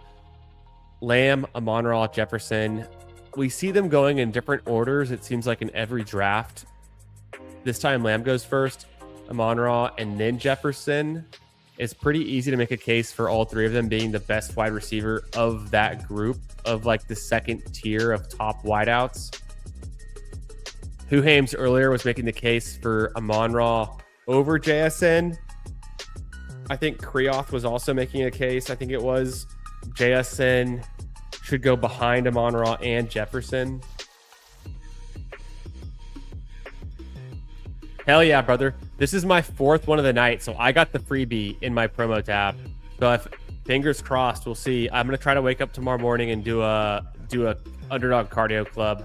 I was going to do a cardio club this afternoon to kick off the promo, and I just got so busy with kid stuff, and I ended up going on a nice walk in my neighborhood with my son in the stroller, but I wasn't going to draft during that walk because we didn't have enough time, and I had to go put him down. And then I was going to work out and other things came up. But I'm going to try to work out first thing in the morning and do some cardio and draft my gifted best ball team. I think that could be pretty fun. Carolina, Indy, Baltimore, tough playoff schedule. Who would we want to pair Jamar Chase with? I think Jeremiah Love. And if Nico comes back around, that'd be sick.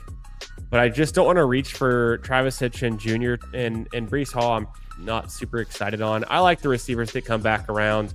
I'm cool with going like Pickens, Rice, Neighbors, Olave, Devonta's fine.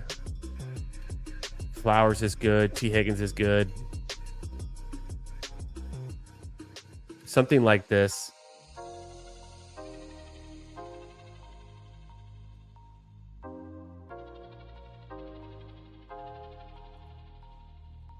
So I'll go Love first. I like the Arizona Cardinals playoff schedule too. It's so good. Jets, Saints, Raiders, and you get the Week 17 in the Dome. At home in the Dome, Week 17, Jeremiah Love going to destroy the Raiders defense. Could be. All right, put the money where the mouth is. Do I go Neighbors with the Giants here?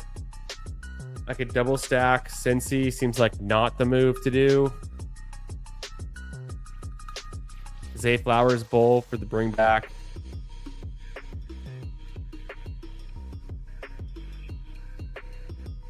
I went Zay Flowers. I was between him and Olave. I let it hit on Zay Flowers. I get the Week 17 matchup with the with the Bengals.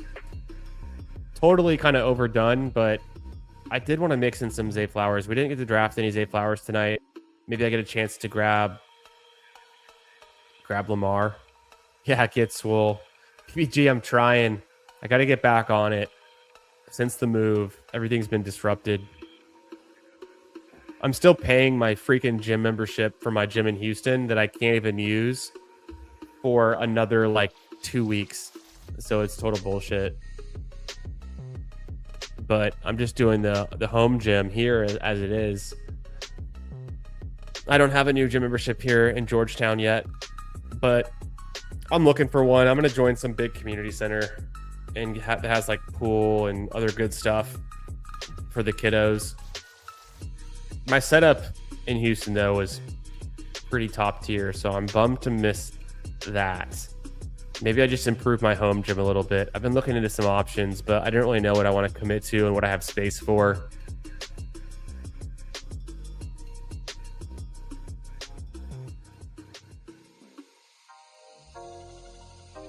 So Flowers in the third round. I took him over Olave, but I really thought about it.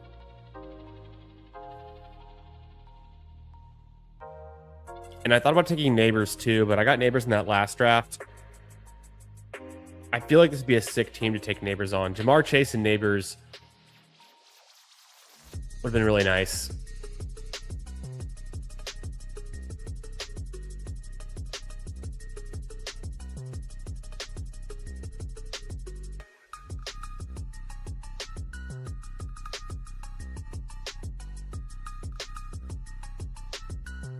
Let's see. So Neighbors goes at 35.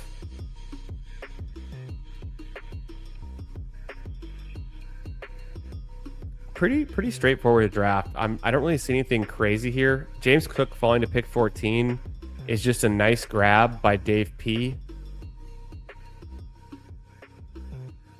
But it's not that crazy. Josh Allen going in the 4th round is a nice grab by Go Lancers.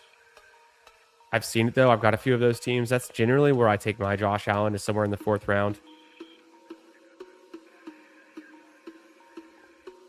Garrett Wilson is such a good pick in the 4th round. Literally an insane. Could be the next JSN. We've talked about it. People have said it. What's my read on the Houston passing offense this year? I think it can be all right, but I think you're going to want to play it through Collins and probably Schultz late. I don't know how friendly it can be for fantasy. Higgins' price is okay. Speaking of Houston,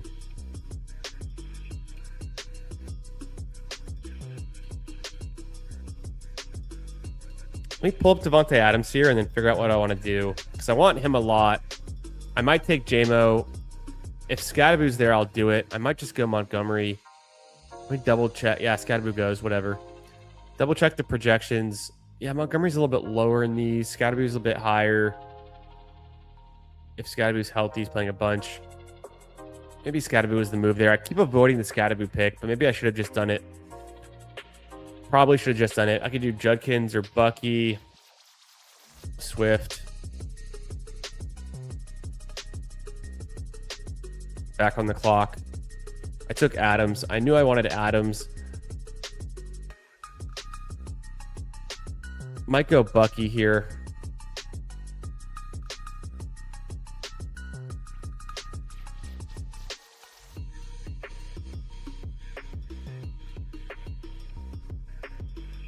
How's the Bucks playoffs? Are they even like Saints is good, Falcons is really good, and then the Rams is like one of the best defenses. It's tough, but it's really good for those first two.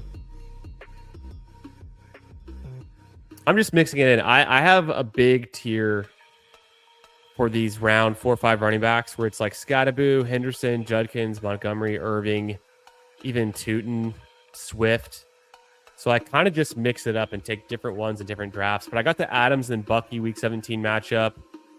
Kind of a tiebreaker in this one, but also I didn't have any Bucky tonight. I already had a Montgomery team. Already have a Travion team. Already have a Swift team. I didn't have Judkins, but also it's the Browns. Kind of want to avoid them a little bit as it is. I could have taken Scadaboo at 46 and then maybe still gotten Adams at 51, or just been okay with taking JMO there, or like maybe reaching a little bit on a Dunze. PBG, what's your read on the Houston passing offense?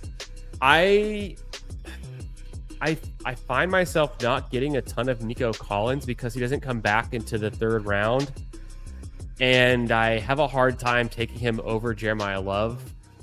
But I guess when I think about it, I really do kind of have him in a similar tier as AJ Brown and Drake London.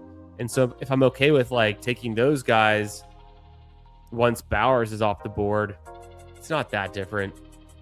And I've moved Pickens back in a similar tier where it's like after Rashee Rice, where Flowers goes, where Olave, Smith, Higgins, McConkey. And honestly, I kind of want to pull Neighbors up to the front of that group, like back towards Rashee Rice. I don't think there's that big of a difference between Garrett Wilson and all of those picks I just mentioned, and they go in the 3rd round either. Yeah, I kind of like Higgins at like his price too. He did have some big plays. He had a big week 17 last year. He was fine. I wonder if their offensive line is still bad. I wonder if the Texans will just be good enough for fantasy. Nico Collins can just get it done though. Like he could just have a huge bomb 70-yard touchdown. So I don't want to count him out. I think Higgins can be nice. Noel is free and cheap. I take a little bit of Dell every once in a while. I think Schultz is too cheap and is fine.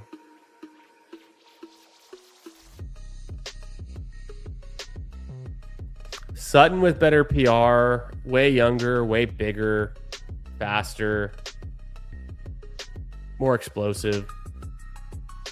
But Sutton's not bad either. I think Sutton's fine where he goes in drafts. I'm not like out on Sutton. Seems like everyone else kind of is, but he's been really good the last 2 years at price.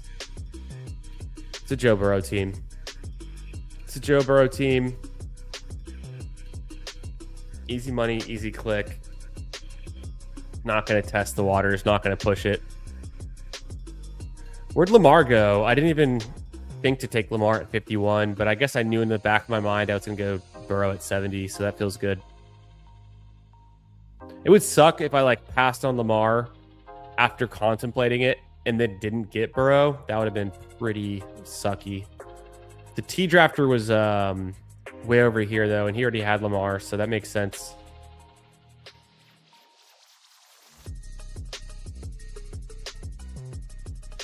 Yeah, BBG's killing it. Make sure you guys are subbed over there. 75, 94, Good time to hit running back before it falls off a cliff. Do I want Pollard, Warren, Stevenson? Wow, Jalen Hurts is still there in the 7th round. Sometimes you see this. I don't love these wide receivers here, and I feel pretty good at wide receiver. I really don't like Jalen Warren that much. I probably go Ramondre here. He has a shitty playoff schedule, though. So does Tennessee. And Pittsburgh's is okay, but I just can't trust Jalen Warren that much. I went Ramondre. He still is an explosive pass catcher. Splits the work, but there might be enough to go around. Kind of see.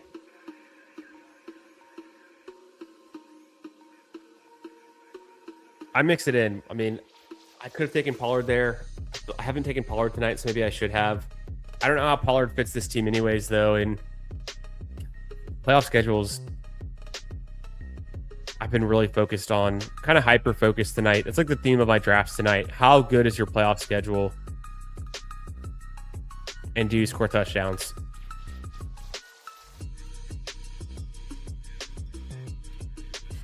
Yeah, what's up, Tanner? How we doing, brother? Tanner, I have no idea what you're talking about, man. I'm just very multi-talented, multifaceted athlete. You know, I've got the complete RAS score. I am multi-dimensional, but I still know how to look good, and I still know how to draft good and look good doing it. Jalen Warren outscored Brees last year and had a huge last season spikes. I'm all in. Okay, but Brees Hall was terrible last year. And Brees Hall's always terrible. I get burned by Brees Hall too much. Brees had no spikes. Literally no. He had one 31.9 game. So, I mean, not no, but like had one spike. There it was. And he was still the 3rd running back on the week with 31.9 points. He averaged 11.9, per game. The team sucked. 0.68 fantasy points per touch, but almost 300 touches. Had like no fantasy points, only 5 touchdowns, like no touchdowns. But it got a decent amount of touches per game and decent amount of yards. Who are we talking about? Warren? Yeah, Warren was just okay. He had one spike week for over 20 points, like Brees, but it was a 28-point week. He had 2 games with more than 17 points out of his 15, only 12.3 average. But 0.8 is pretty decent for fantasy points per touch on 230 touches. I just don't think his touches go up much with Dowdle there. And where was Dowdle last year? Dowdle was at, Dowdle had more spike weeks, kind of a lower floor. A little bit less efficient on the fantasy points per touch, but did have those 7 touchdowns. Warren had 8. I don't know. With Warren, I feel like he's as expensive as he's ever been, and I'm not crazy about the Pittsburgh Steelers this year. I have been drafting less Harvey. I'm starting to fade him more. I'm pretty in on Dobbins. I've been taking Dobbins over Harvey, and I think I would again in this draft. But I might be able to push it. And who do I want here? I'm kind of more in on Pittman here, but I think I just want to go Dart.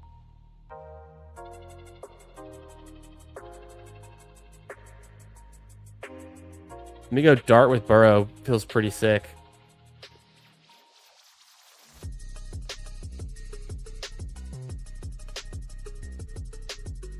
And just line up some picks that I like.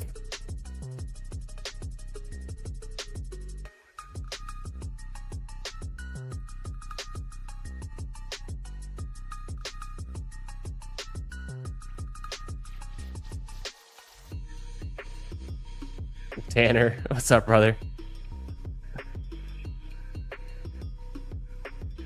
Warren also went from 6 career touchdowns to 8 last year alone. Yeah, exactly. That was the thing we used to joke about, was Warren never scored the touchdowns. I'd rather have Dobbins at pick 100 than Warren at pick 76. Straight up.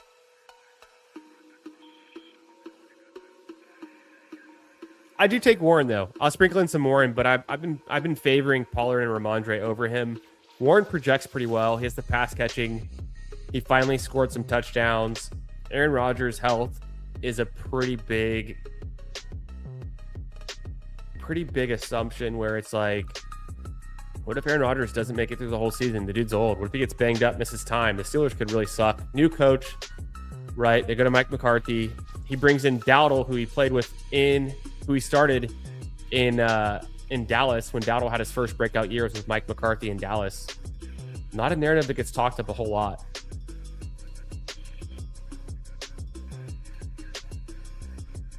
Gainwell, I thought, was more impressive from a spike week point than Warren last year.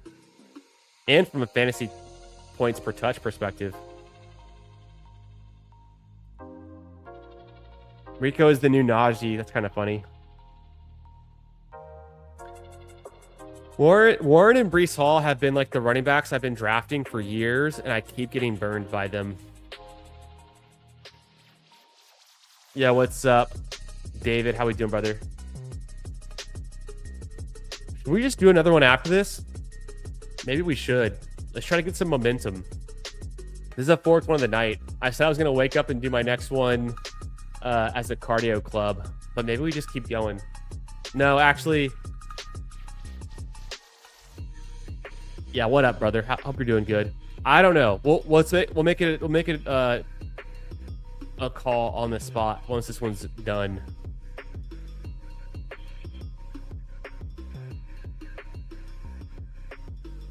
Dowdle's gonna get the bulk of the work and relegate Warren, you think? Is Warren just the new Gainwell?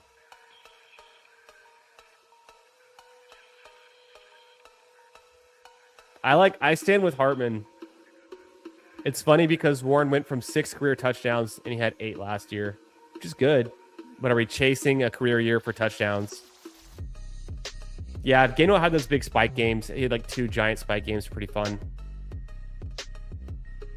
Could be. Yeah, it's and then Gainwell going to a new team is not ideal because the situation just changes so much. So I'm not really chasing the Gainwell. I was pretty hyped on Gainwell for pre-draft best ball, like the big board and stuff, but I've not been chasing Gainwell recently. I like to have running backs, like 4 running backs before it even gets to the Gainwell question.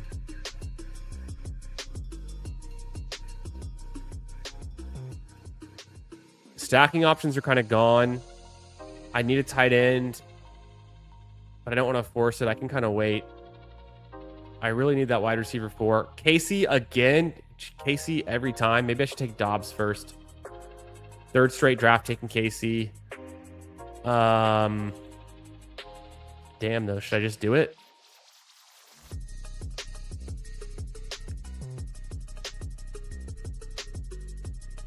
I'll throw a Dobbs in there. I have the New England like team stat going. It's fine. Yeah, Casey goes.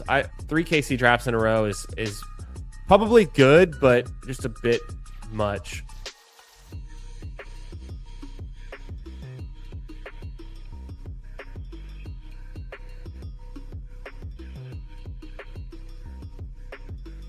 Let's see what we can do with this next pick though.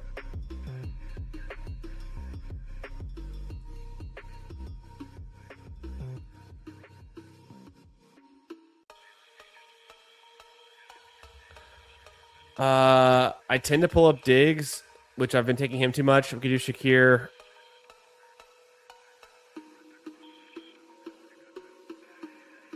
Oh, okay, it's fine. I thought about Ferguson last second to go with the bring back for the dart.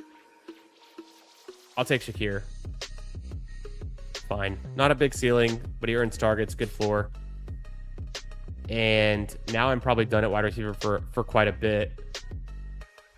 No running backs there that I had to have. I mean, maybe C-Rod, but I was past kind of the Aaron Jones line.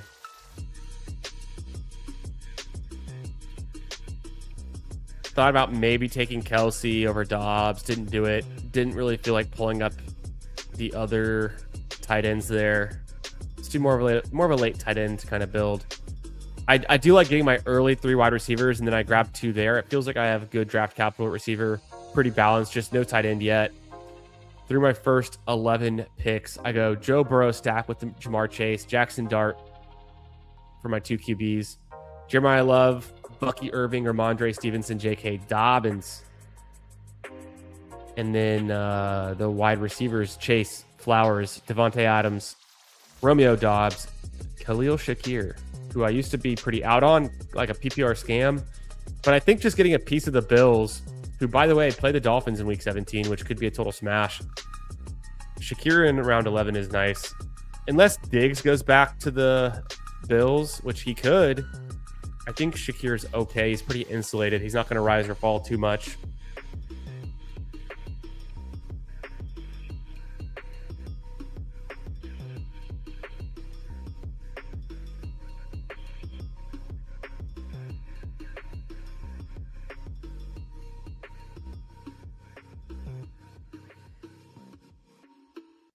Chad Candle's pretty in on Shakir. Nice. Yeah, I would agree to that. I find myself taking a decent amount of Shakir. I think he projects pretty well. He's got a super high floor. He's a safe pick in these rounds, and he's got some upside being on the Bills. That's like hard to deny. I think he definitely out targets and has more receptions than DJ Moore.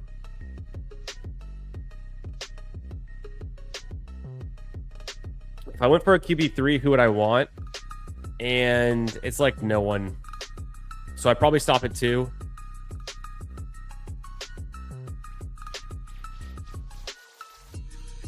The music makes you draft worse.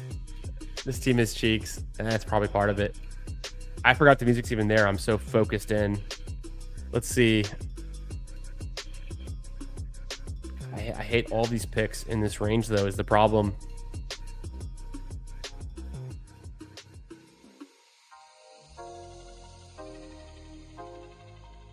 I think Daniel Jones is just the best pick available. I don't really need him, but he's just the best pick. I freaking hate all of these picks in this range. I'm so tired of the picks in this range. I'm going to go Daniel Jones. 3 QB. Just the way to be.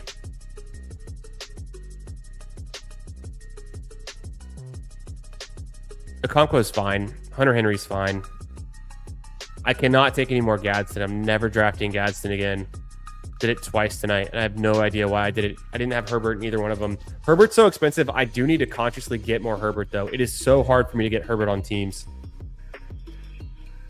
I might take a little bit of Pacheco. Herzig's been pretty in on him, but I guess I can pass him here and then see what comes back around. I like some options later. Okonkwo being there to me feels fine.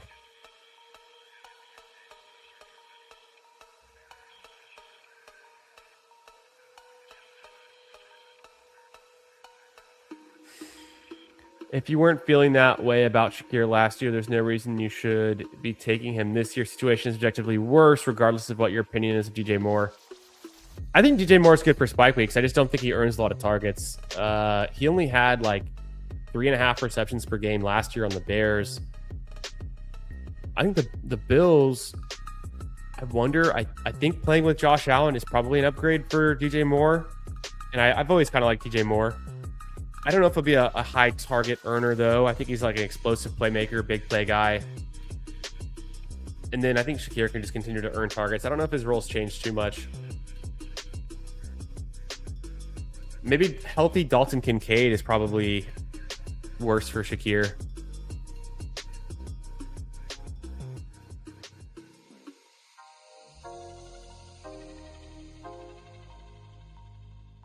Yeah, exactly. Kind of the point that I was thinking too. But I think at this price, Shakir's like still okay. I probably could sprinkle in more Kincaid as it is. I need to draft a little bit more of him. The fact that I'm drafting so little Josh Allen is probably part of it. Like the drafter here in the 10 spot gets Josh Allen in the 4th round. That's typically where I like to do it. And then he does get Kincaid, which is nice for him here at 130.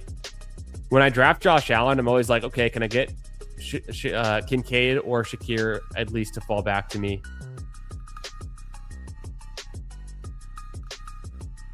Yeah, almost got DJ Moore there. He takes Watson instead. Dang, Spears goes. Okay. Keeping tabs.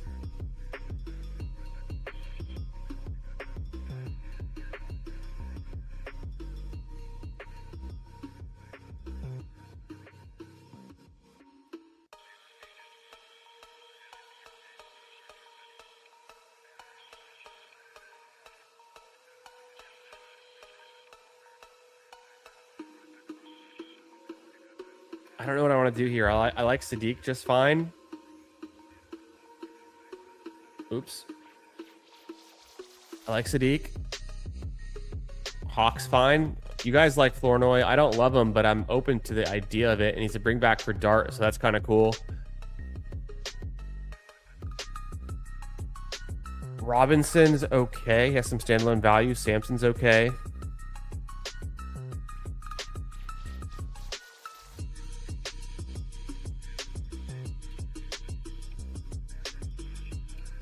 I'm going to go Robinson because I really like his playoff schedule for the Falcons have. And I think he has standalone value, and I think he has great contingent value. Sadiq did go, which is fine.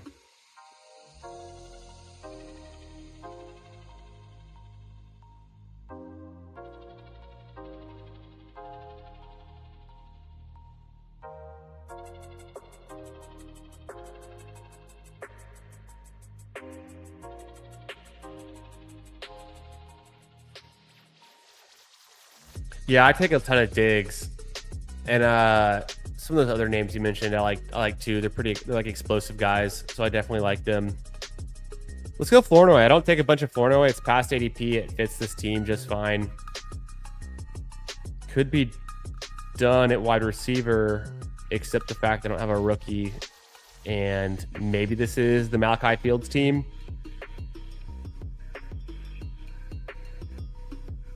Running back feels good. What do I even need? I have a 3-5-6-1. I guess I just need 2 more tight ends at some point, maybe even the 4th, and call this one a day. Like, call it a day on this one. So let's see what BBG's team is. He says it's cheeks. He's blaming the music.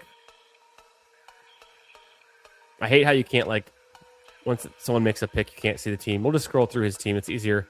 Puka, AJ Brown, Trey McBride, Waddle, Loveland. Okay, well, there's your problem right there, BBG.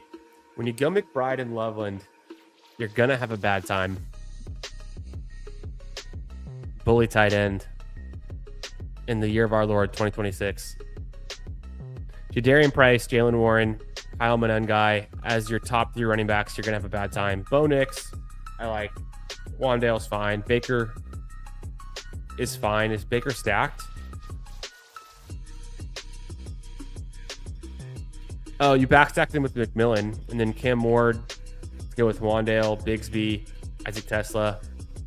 Just so hard when you go bully tight end. So hard to make it look good. Even when you go elite tight end, it's hard to look good. But the double elite, this guy is lost his mind. The music's gotten to him.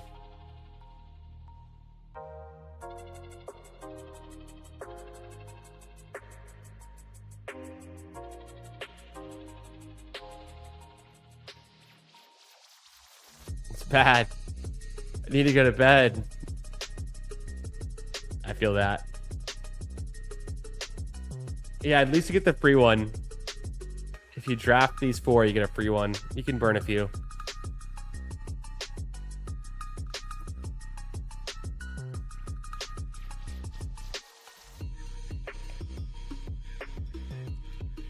Let's see. How do I want to wrap this draft up? You have Joe Burrow. You want some Bengals. Gesicki could be fun. Yoshivas kind of a throw in. P. Ryan's kind of a throw in. Eric All we talked about. Some Ravens we already got. We already got Flowers, but do we do Bateman, Surratt, Lane, Justice Hill? A lot of pieces there. The Giants do Mooney or Fields. But I think I'm going to take some more tight ends, so I don't even know why I'm queuing these guys up. The Colts, there's nothing late. Nothing doing there. Does Keenan Allen become a Colt? Otten, Freiermuth. Do I even like these guys more than Gesicki? I might not, but I don't think I have to take Gesicki yet. Where do we have Otten and Freiermuth? I think they're pretty far down. Yeah, Otten's okay. Freiermuth better. Gesicki pretty far down there with Otten.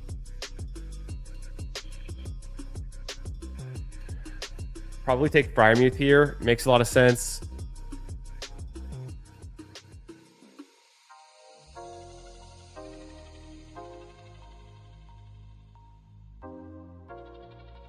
I'll call it a day at running back. I can work with this.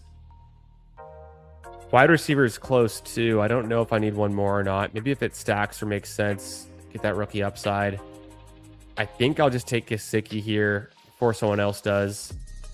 And get myself another pass catcher for Joseph Burrow. Yeah, BBG's just on one today. How about that Marvel though? Yo, not financial advice. I got another one. Western Digital. Check them out. Not financial advice. And I usually only keep the stuff in the Discord for the real ones. David, what do you think about Western Digital? I was talking with my dad about Western Digital over the weekend. He's retired. All he does is watch CNBC and read newsletters now. So, and he's a tech bro. He's from Silicon Valley in the 70s, so he's been on that scene for a while. He was telling me to go SanDisk, WDC, spread it around, spread the love. I've been in on Dell lately, Marvel, Nvidia, of course, Micron. I'm pretty overweight. The tech stocks, the chips, the semiconductors, the infrastructure for AI data centers, but not financial advice. I don't know what I'm doing. Or do I?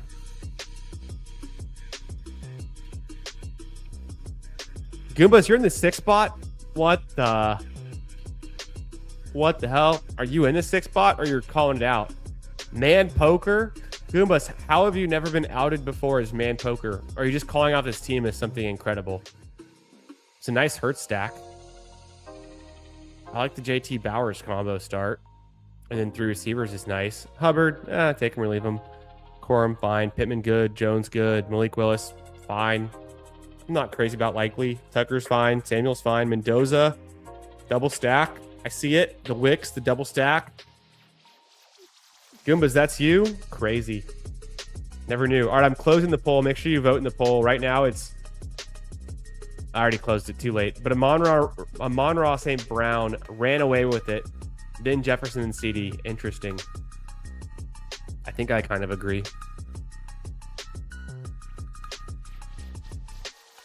Bro, buy at the top and wait for the new top. Risky, maybe, but we're in a new world. 12 months ago, we were in a completely different world. Not financial advice.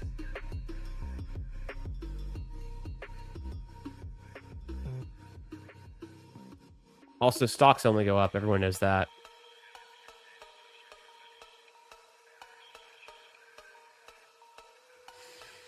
Okay. Mooney, Malachi Fields, Bateman. No, I think this is a Malachi Fields team. I think Malachi Fields could be fun. Could he be the Giants wide receiver 2? Probably Mooney's the better pick. Let's go Mooney. Mooney's not dead to me. I'll take Mooney. That's like the first Mooney I've taken in a while. I get him stacked with Dart. Malachi Fields gives me the rookie upside, but I think he projects for like nothing, which can be fine for best ball.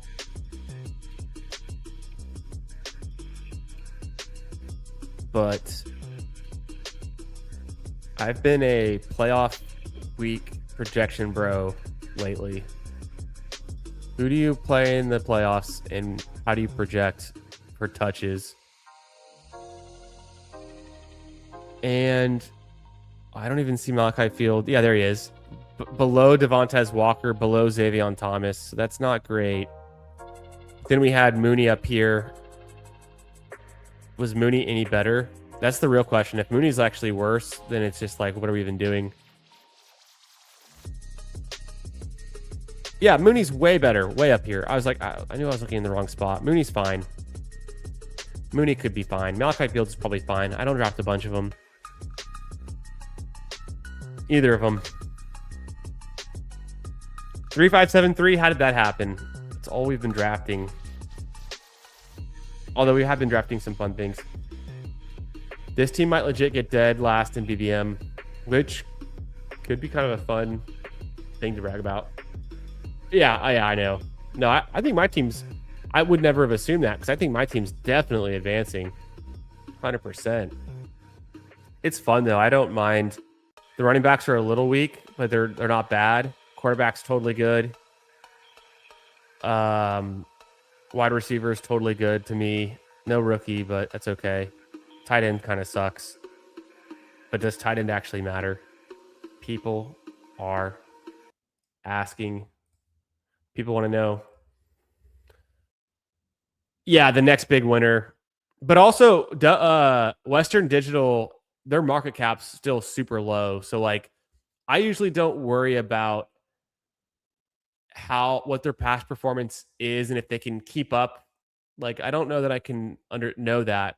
But I think they have a lot of room to grow in terms of market cap if they're going to keep increasing their revenue and they're going to be a crucial part of the AI infrastructure of the future, and they're a good company and people like them and talk well about them, all the good stuff, well run. Also, I believe purely that no one can predict the stock markets because they're not based on math. If they're based on math and we could predict them, we'd have all the answers. It's based on human behavior, and human behavior is impossible to predict. So as long as everyone else likes Western Digital, it'll keep going up. Right? So that's kind of a thing. But now, yeah, it could get another 100% gain or something. Would be crazy. We'll see. Stocks only go up. You might just have to zoom out a little sometimes or just hold. If you never sell, you never lose. Just hold, brother. Hold. Go from 9x to 18x. That'd be insane. Maybe they get a big contract, new revenue, new business lines. I got to dig into them more to learn about Western Digital, but I think an interesting name for sure. What else? I think we covered it. That was the fourth best ball mania of the night. I am going to call it on that one because now it's 12:30, and if I do another one, it'll be 1 a.m. and I got to work all day tomorrow. I have family coming in town to come visit tomorrow and do stuff, and I think I'm going to wake up early and do a cardio club. So follow me on Twitter at FFB Garage. If I post a cardio club in the morning with a free Best Ball Mania team attached, then you can pat me on the back next time I go live for getting my workout in and getting my cardio in. But thanks for being here, guys. We drafted some fun Best Ball Mania teams. Appreciate the support as always. Good to catch up with y'all. See you. Hope you guys are having a great week. And let's draft some more shippers later this week. We'll see what we can get into. It's 4th of July weekend, so I am going to be off this weekend, but I think I'll do at least one more night of stream drafts in the next couple of days. So be on the lookout for that. And yeah, all good stuff. Yeah, true. Exactly. You can just go for those. And it's all just fun. I like keeping up with new companies too. But yeah, definitely. So random last story. Well, I've got you. A lot of you guys have already left, but for the real ones. I was in an airport last week. I was flying back from Charleston, South Carolina on a business trip, and I had a layover in Dulles in DC, and my flight to Austin gets delayed 2 more hours. The layover is going to be 1 hour. So I go to luckily next to my gate in the D terminal, had this really nice bar, restaurant, kind of a steakhouse setup. It was like Art Deco themed, really cool, nice bar top. I go sit up there, pull my laptop out, start working. order some fried calamari, maybe a drink, who knows. And the guy next to me, he's like, he also orders the calamari. So we hit it off. I'm like, hey, where are you going? He goes, I'm going to Austin. I say, hey, me too. We're on the same flight. I say, where are you coming from? He goes, I was just at a conference about AI data centers. I'm a AI infrastructure expert. He didn't say that, but he kind of like long short of it is he's an AI data center expert. And I was like, hell yeah, cool. I love this, like learning about this stuff. What was the takeaway from your conference? He said the takeaway from the conference is that the pace of building can't keep up. The capital deployment like can't keep up. There's regulatory headwinds. There's environmental headwinds. There's legal headwinds with a bunch of these states that aren't cool about building fast and growing fast. Not Texas though. We're pretty cool. And so he's still like super optimistic, but there's a lot of headwinds. And you know, if we're saying that they're going to build out 100 billion in new data centers in the next 5 years, it's probably half that, and there's going to be a lot of constraints. But he was still pretty bullish, and it was interesting getting his sentiment though that he thinks it's going to be hard to keep up with the current pace that's been promised on how fast they can build out this stuff. And also, one of the issues was energy consumption and how do they solve for that. So it's cool things to think about, but there's guys out there trying to solve it who are much smarter than me, a bunch of engineers and you know, people in the space were building it out. But I thought it was interesting. So I talked to that guy a little bit for a few hours, and yeah.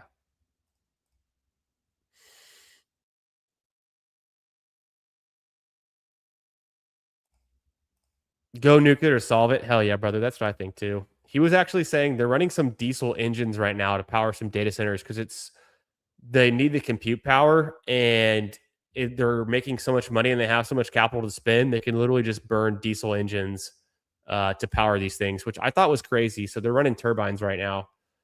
Yeah, I'm all for going nuclear as well, as far as I know. But what do I know? Thanks for being here, everyone. And I'll catch y'all in another one real soon. Yeah, SpaceX building data centers in space sounds crazy, but maybe it's the thing of the future. Harness that pure solar power with some satellite data centers. It's kind of crazy, but when it happens, yeah. I mean, SpaceX IPOing was huge, and then already being one of the top 10 companies, public companies in the world based on their market cap is insane. Maybe they go up and down a little bit, but I still think they're a $2 trillion company at the end of the day. And everyone likes Starlink. Anyone who has Starlink raves about it. So we'll just kind of see where they go with that. And apparently they're coming out with a SpaceX mobile plan for like your phone. So that could be interesting. Who knows? Yeah, no, there's no need to cool it if it's in space, right? So that's kind of a cool way to operate. Like, can we get some of those operating in those cool temperatures, which is good for all of the machines, right? But anyways, thanks for being here, guys. Almost a 3-hour stream. We drafted 4 best ball manias. Had a great time doing it. Catch y'all in another one real soon. I'll see y'all in the Discord. Peace out.